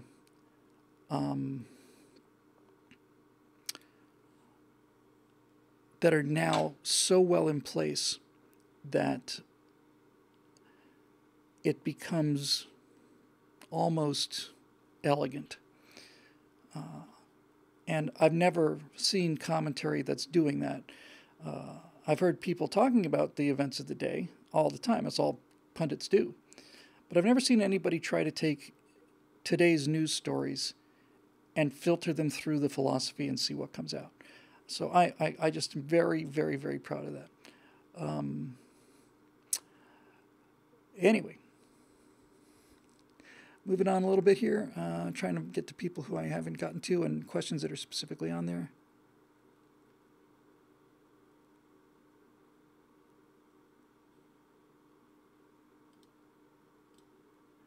So here's a name I haven't seen before. Cy Eddie. Hi, Cy. Says, I watch YouTube creators exclusively now, no TV or Netflix for me. My question is that whilst Google, he's a whilst user, I've always, whilst always leaps out at me. I don't know why. But I don't think I've ever heard anybody use whilst who is not British educated. My question is that whilst Google liked to remind us, and that's interesting too, just since I'm in this mood, Google liked to, referring to Google in the plural. I would say Google likes to, but he's probably Google liked to, meaning the people of Google. Fun with grammar, and I don't mean any criticism, Cy. I mean, this is elegant writing and it's caught my eye. My question is that whilst Google liked to remind us that they are a private company, publicly listed actually, and we are reminded over and over that they can do what they like to whomever they like, should they still be allowed to bid on or run government contracts whilst they continue to discriminate, ban, or throttle viewership for conservative YouTubers such as yourself? Now you're on the main vein here, Cy, and this is the only hope we have, and this is the reason why, against my strong instincts, very strong instincts against having government step in and regulate businesses. The bottom line is, direct answer to your question, is that YouTube is owned by Google. Google is cheating and Facebook is cheating too. And it's very, very, very, very easy to understand. Very easy to understand. There are two different kinds of internet content providers. The first I ever heard of it was 10 years ago with when we were talking about Instapundit and trying to get things linked on Instapundit and getting Instalanches and stuff. And so back then we would say the differences between linkers and thinkers. And thinkers would write pieces, but they couldn't write 10 a day or 20 a day. And so linkers would go out and find those particular articles that they thought were interesting, put them together in one place. The linkers always had bigger audience than the thinkers because the linkers are cherry picking, rightfully so. That's the reason Instapundit was and is the success it is because Glenn Reynolds is a superb cherry picker. He gets, I don't know how many different articles he looks at a day. Certainly when he was doing it by himself, it must have been hundreds. And he has the taste and the discrimination to say, yeah, that's worth putting up, and that's not. And so I became a Daily Instapundit reader because I think Glenn Reynolds is an excellent filter for the kind of ideas I'm interested in. So that's a linker, and then guys like me are thinkers. But a much better way to think about it is, are you a carrier or are you editorializing? And this is where we actually have a very good chance to break up these companies. Google and Facebook claim to be carriers. And because they claim to be carriers, that gives them special protections. Basically, how it works is YouTube can say, hey, we're not responsible for the content. If somebody puts up a video saying go out and murder somebody, if we catch it, we'll take it down, but we're not responsible for it. We're not responsible for every single post on Facebook. We simply host it. We're carriers. People post their own content, and we make an honest effort to try and filter out the worst stuff, but basically they're claiming that since they are not producing the content, they're simply carrying it and presenting it. They're not responsible for what shows up on their feeds. Fair enough. Fair enough. But when they start making decisions about who sees what, and when they start making political decisions on what videos get shared, which people get demonetized, and all the rest of it, now they're editorializing. And when they're editorializing, they're no longer carriers. You can't be both at the same time. So a carrier or a publisher, whatever you want to put it, but that's basically it. So they can't be both. And if they were to claim carrier status, they would have to be able to show that they don't editorialize in any way. In other words, they're not putting their opinion on things.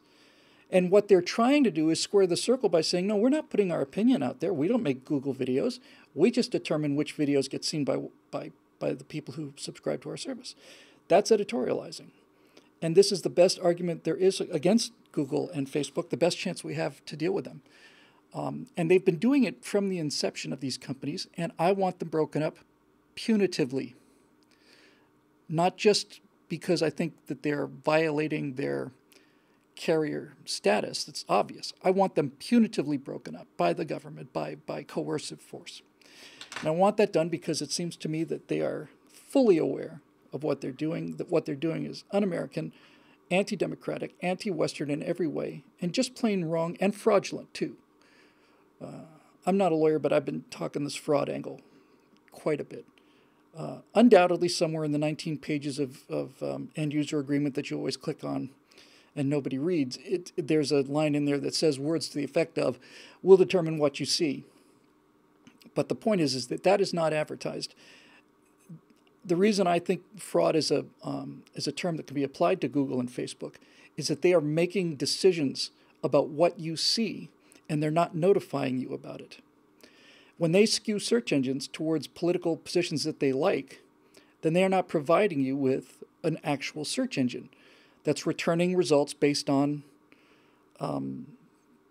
how close it is to your search engine. If they're playing with these search engine results to suppress some websites and boost others, then they're not publishers anymore. They are editorializing, and they know it, and I know it. And everybody knows they're trying to swing the election. They tried to swing the last one. I've heard that 2020 they're going to go full tilt boogie. I wouldn't be at all surprised if somewhere in March of next year somebody finds something and they say Bill Whittle is just fill in the blank here, and they're going to take the site down. I'm fully prepared for this because I have heard they are going to be going after it hard. And if that happens, then we'll just go someplace else.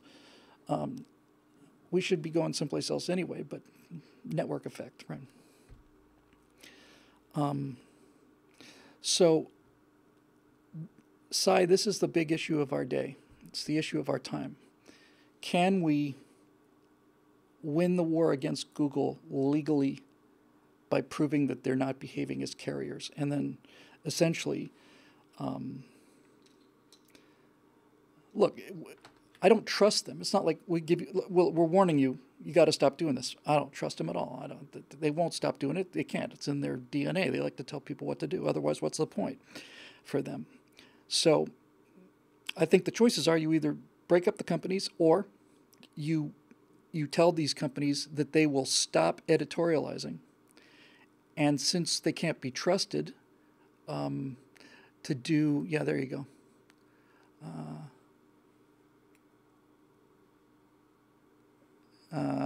Iolus AOC says, Hitler did nothing wrong, Bill Whittle. That's exactly right. See, that's how it works. They'll say that, and they won't mention the context of it, and so that's how it'll happen. That's exactly how it'll happen.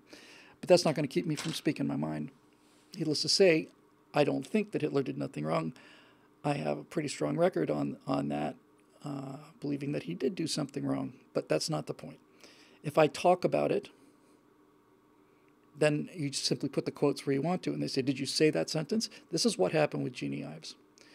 This is what her handlers said. They said, "Did you say this?"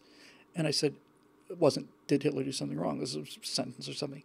I said, "Yes, I said that, and I said it in this context." And they say, "Well, if you said that, we can't have you here."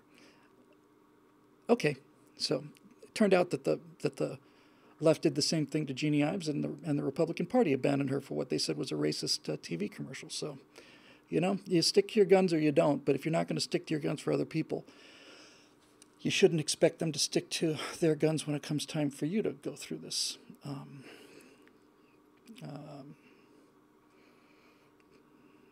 ordeal. So we'll see. I'll tell you one thing. I'll tell you one thing. When Donald Trump was elected in 2016, we had 2 years. 2 years to get stuff done. Then they got the House back. And we still got the Justice Department because that serves at the pleasure of the president. I'm feeling pretty good about 2020. But if we don't do something about Google and Facebook before the election, I'm not convinced that they can't swing this thing. I'm really not. A couple of people have asked me if I can talk about the Bahamas. I can't talk about the Bahamas because I've only been to the Bahamas once, and that was only for an hour or two in the airport. A lot of people confuse Bermuda with the Bahamas, but Bermuda is 400 miles off the coast of North Carolina, out in the middle of the Atlantic Ocean. It is not part of the Caribbean in any way, although it certainly looks like it. I am enormously sympathetic to the people of the Bahamas and so on, and I don't mean to have this sound like it's influencing my genuine concern for people who are in tough situations. But I will say that when I was there, and it was 76 was the only time I've ever been to the Bahamas, I thought they were just spectacularly unpleasant people, and I was saying that coming out of an island that was tourism based, and I remember so I got moved to Florida permanently from Bermuda in 72. I went to the Bahamas in 76.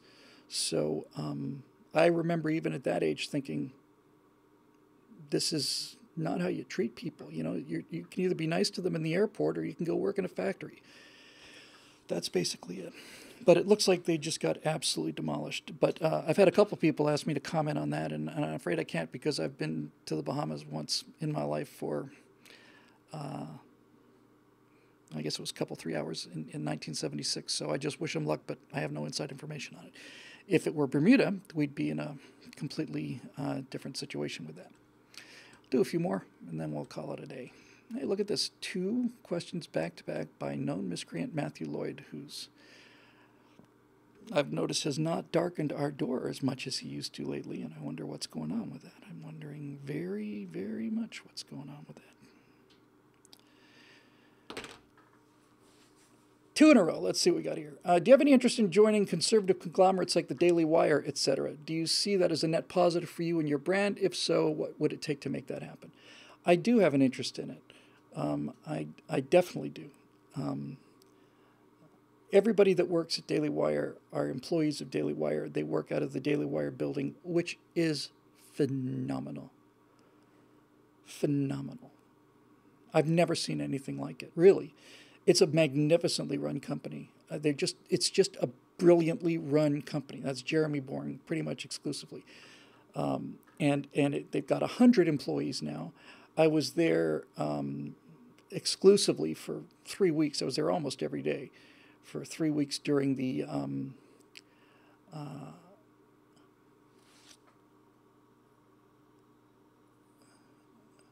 oh, I'm sorry. Hitler did nothing wrong thing. Auto moderator is asking me whether or not I want to allow it. Yeah, there it is. Sorry. I didn't realize that. I was given a chance to approve that, and I didn't do it. Now, with all of that said, I like this studio, and I am determined to keep this studio.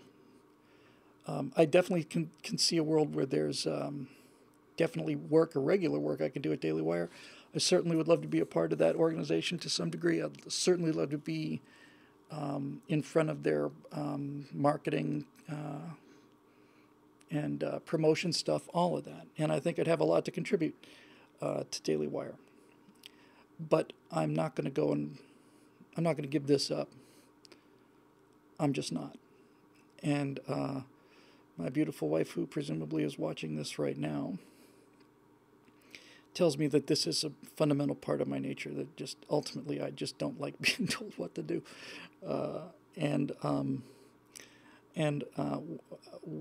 Without prejudicing the case, I have the highest respect for them. And I had an enormous amount of fun, just plain fun, doing the Apollo stuff. We're going to be doing another 10-part series with them that I'm working on.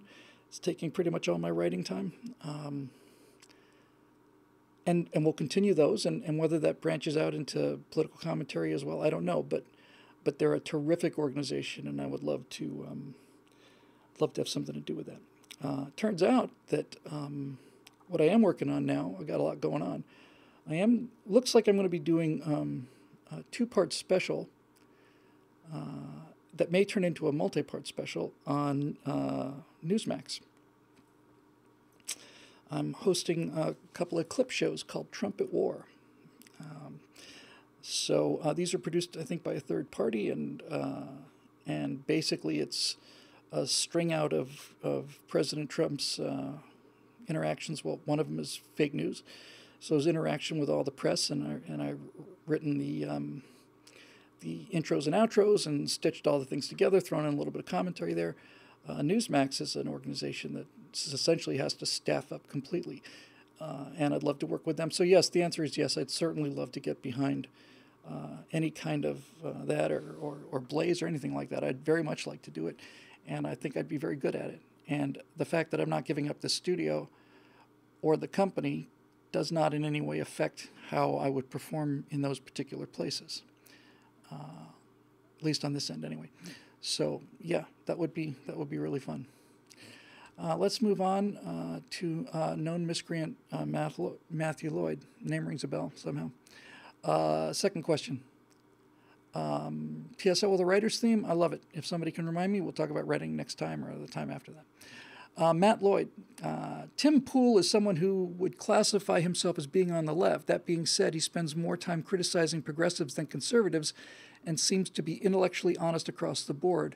What are the chances of you doing a web series with various people on the left who, like Tim, seem like reasonable old school liberals? Nothing fancy, just each of you with a webcam and mic talking about philosophy, etc. I think it's wonderful. I think it's a grand idea.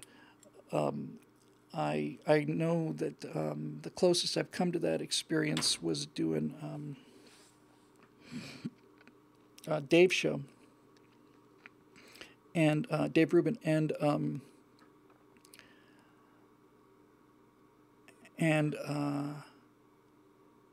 it's really cool.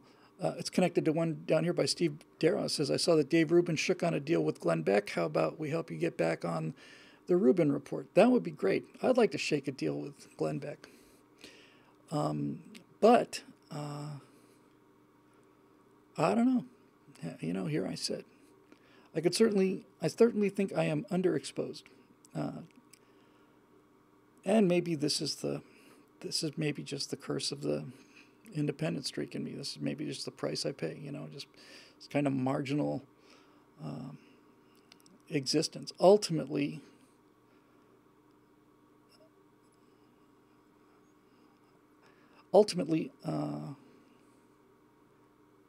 I really just think that that's kind of essential for me, just to do what I'm doing. and to do what I want to do when I want to do it. I still have hopes of doing these science fiction shorts, but I've simply put those away for the time being, and you know, and we'll see. So, anyway, that I miss. I miss working on those very much. So they're still, those wheels are still turning, but they're turning very slowly, and I would like them to turn faster because I think the Apollo 11 thing just gave people a glimpse of some of the things that I might be able to do with more of a toolbox. It was more than just a stand-up afterburner firewall kind of thing, and I think it showed. I think it came out really well, but still didn't give me a chance to use the main tools, which are characters, villains, setbacks, character arcs, music, irony, illusion, and most importantly, something that beats all of them by far is the ability to show something rather than tell something. I would trade if I had a venue where I could show rather than tell. I would trade it. I'd trade what I'm doing right now for that in a heartbeat.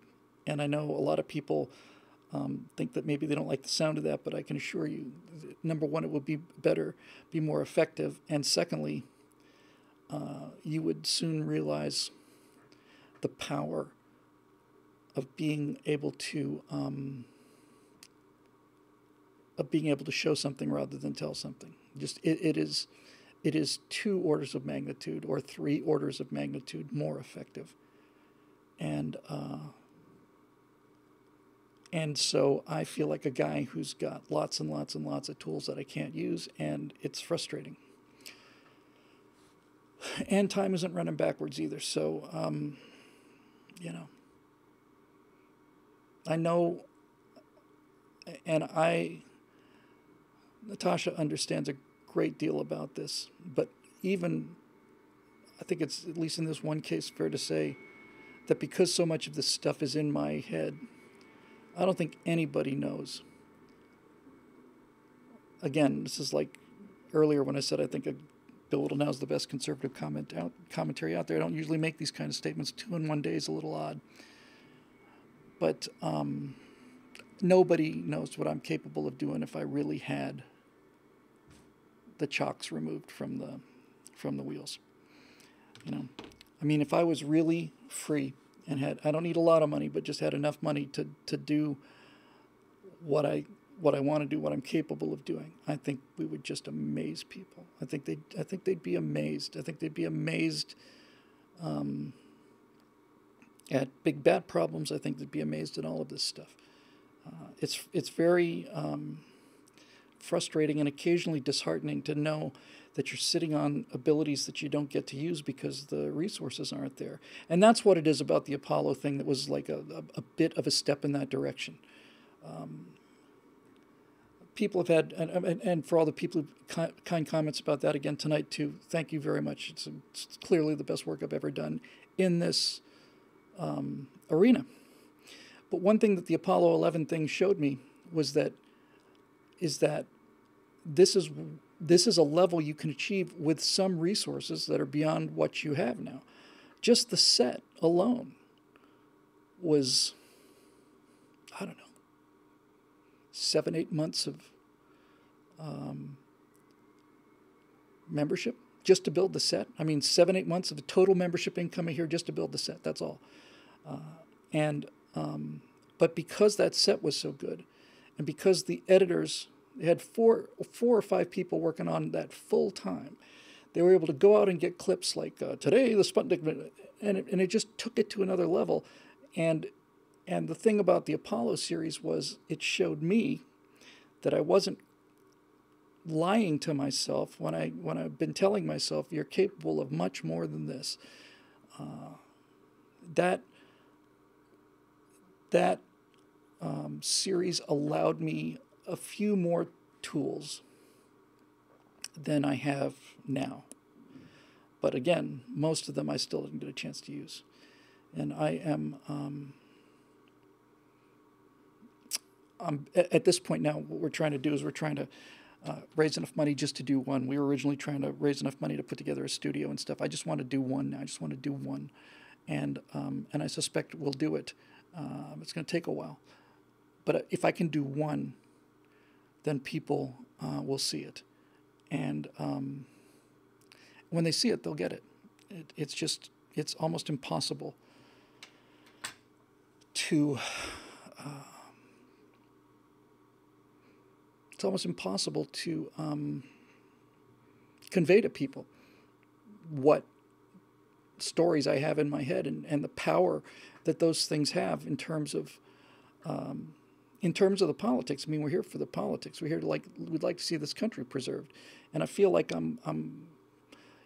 feel like I feel like a guy who's got a gun closet or a gun safe or a gun room, and I've got 50 calibers up there, and I've got sniper rifles, and I've got every single handgun ever made, all of that stuff, and then I have to go outside and confront a threat with a crossbow, and I'm okay with a crossbow, but it's frustrating, and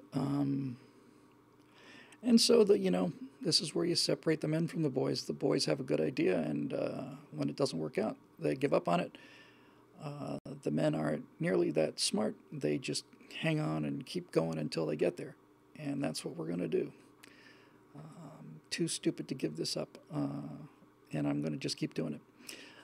Because not only is it a better way to reach people, but equally as importantly, it's a way to reach people that we're not reaching now.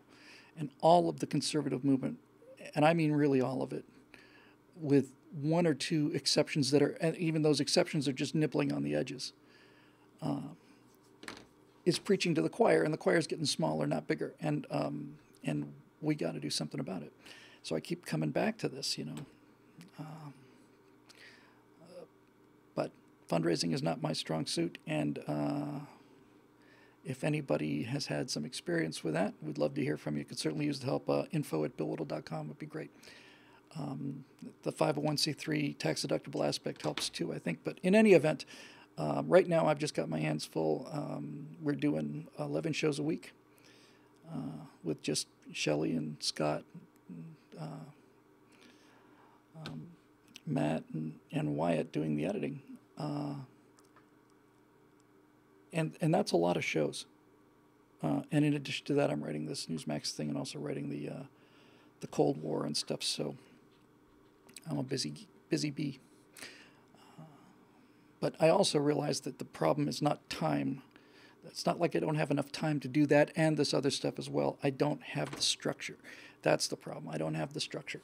I am a very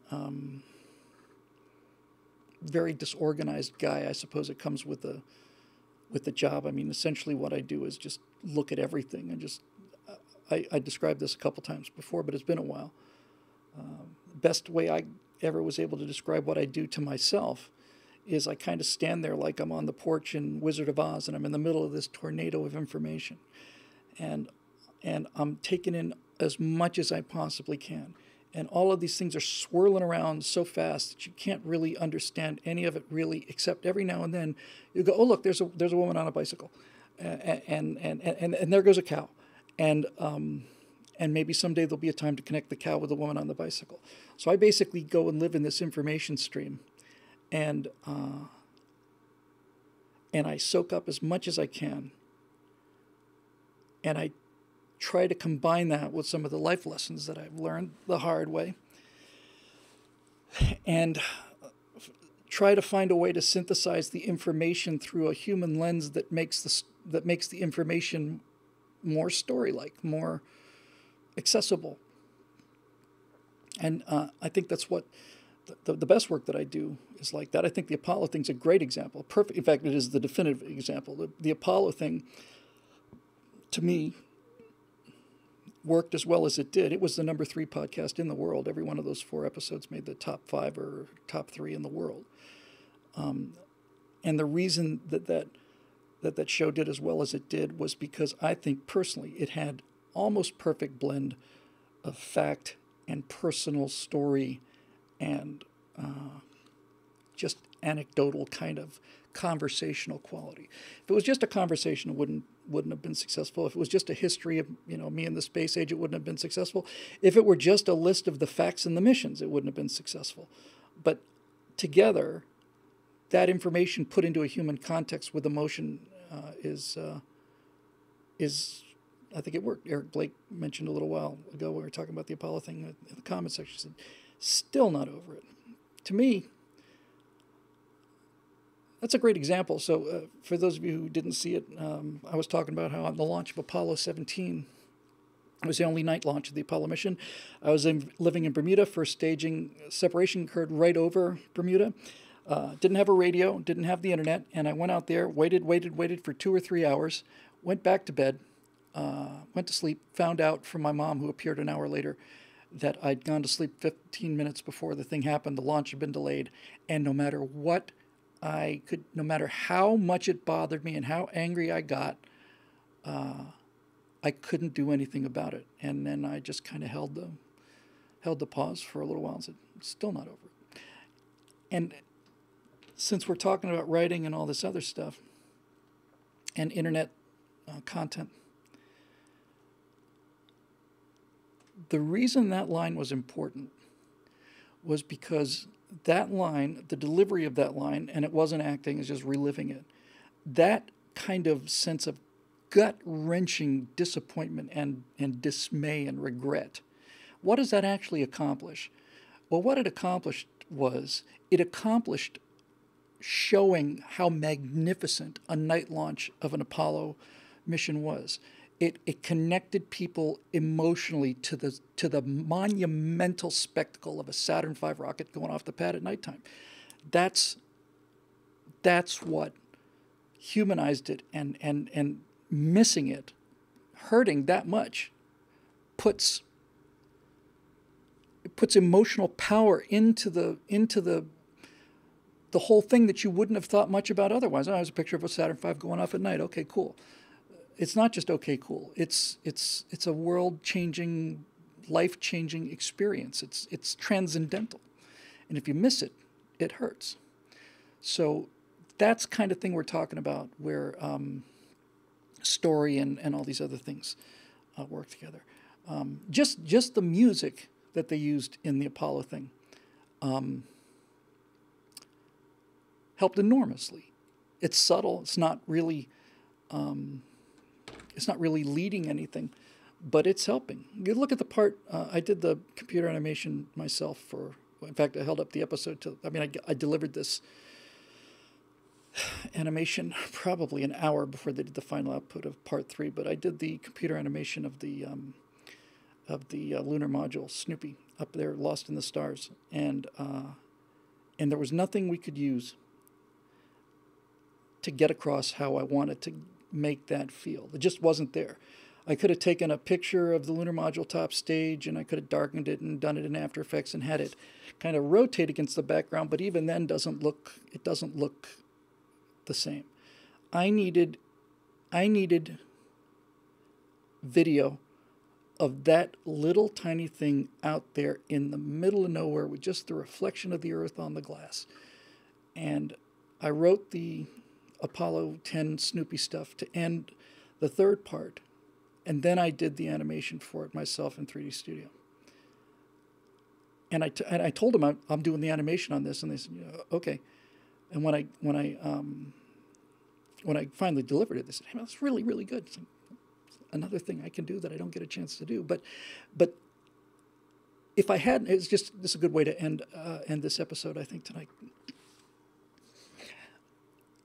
I went out and made, pretty much by hand, I went out and made the video that accompanied what I had written. And that video for what I had written doesn't exist.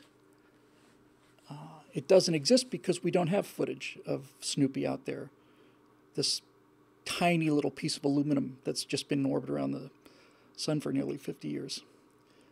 And I wrote that ending because I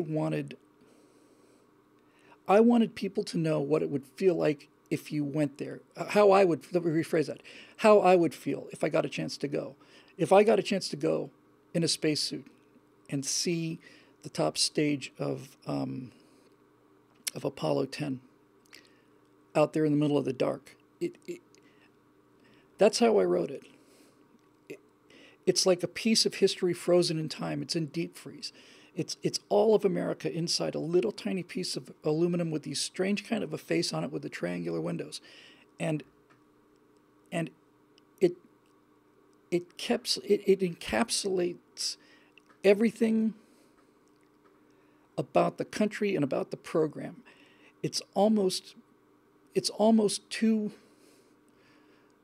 beautiful to be believed that out there, because that's where it belongs, that right now out there, the entire spirit of the Apollo program of the United States, the height of its powers, all of it is in a little flimsy little piece of aluminum the size of two airline restrooms glued together, and that it is that it's still there. It's almost like a spirit or a,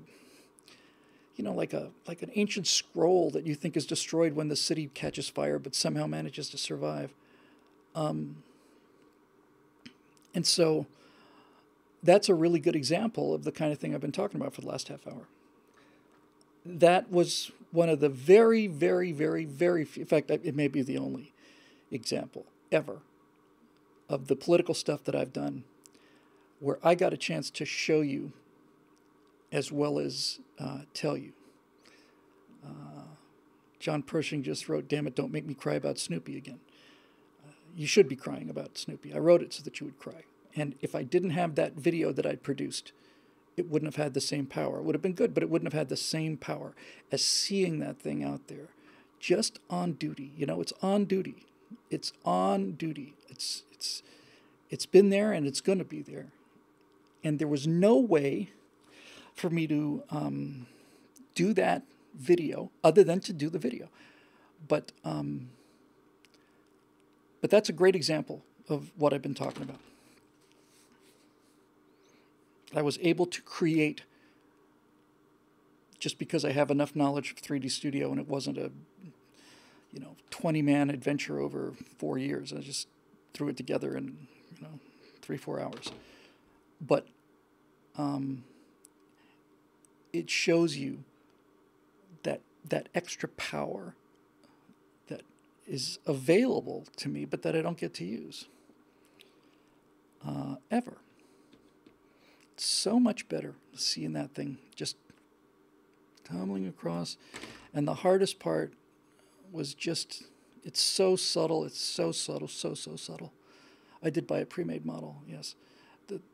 And it really was tough to get this because I didn't have time to really get it set up the way I wanted to. I had to use basically a blue light and a white light, and the white light was the sun, the blue light was the earth. And to get the thing to rotate so that somewhere in that animation, the blue disk of the earth goes across the window. And it's very fast, it just moves, but it shows you, it's out there, but it's not out there. It's around the earth. I really like that, and I want to do more of it. So hopefully we will find a way to do it. I bought a lunar module model from Turbo Squid. It was great, brilliantly done. Thank you, and thank you for all the kind comments about it. But that's what I can do when I have the tools, and I miss them. But we're not dead yet. Okay, so I think that'll do it for this edition of the Stratosphere Lounge, made possible by the paying members at BillWhittle.com. Bless you, every one of you, for keeping the lights on here and allowing us to continue to do the work that we're doing.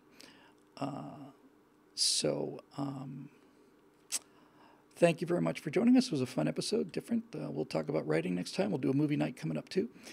And I'm looking forward to all of that. So until then, all of you guys, you be careful out there. Have a good time. And we will see you here next time on the Stratosphere Lounge.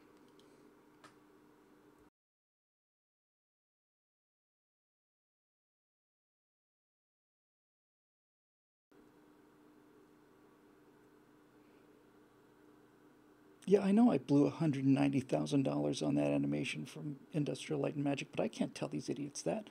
They, they find out their membership money went to that, they're going to lose their minds. Well, look, that's just a producer's fee, man. I mean, it's not free for me to get that done. 50 grand is pretty reasonable, I think, for me to make the phone call and, get ILM to produce something like that. It doesn't seem outrageous to me. Well, I don't really care what you think. No, I don't. And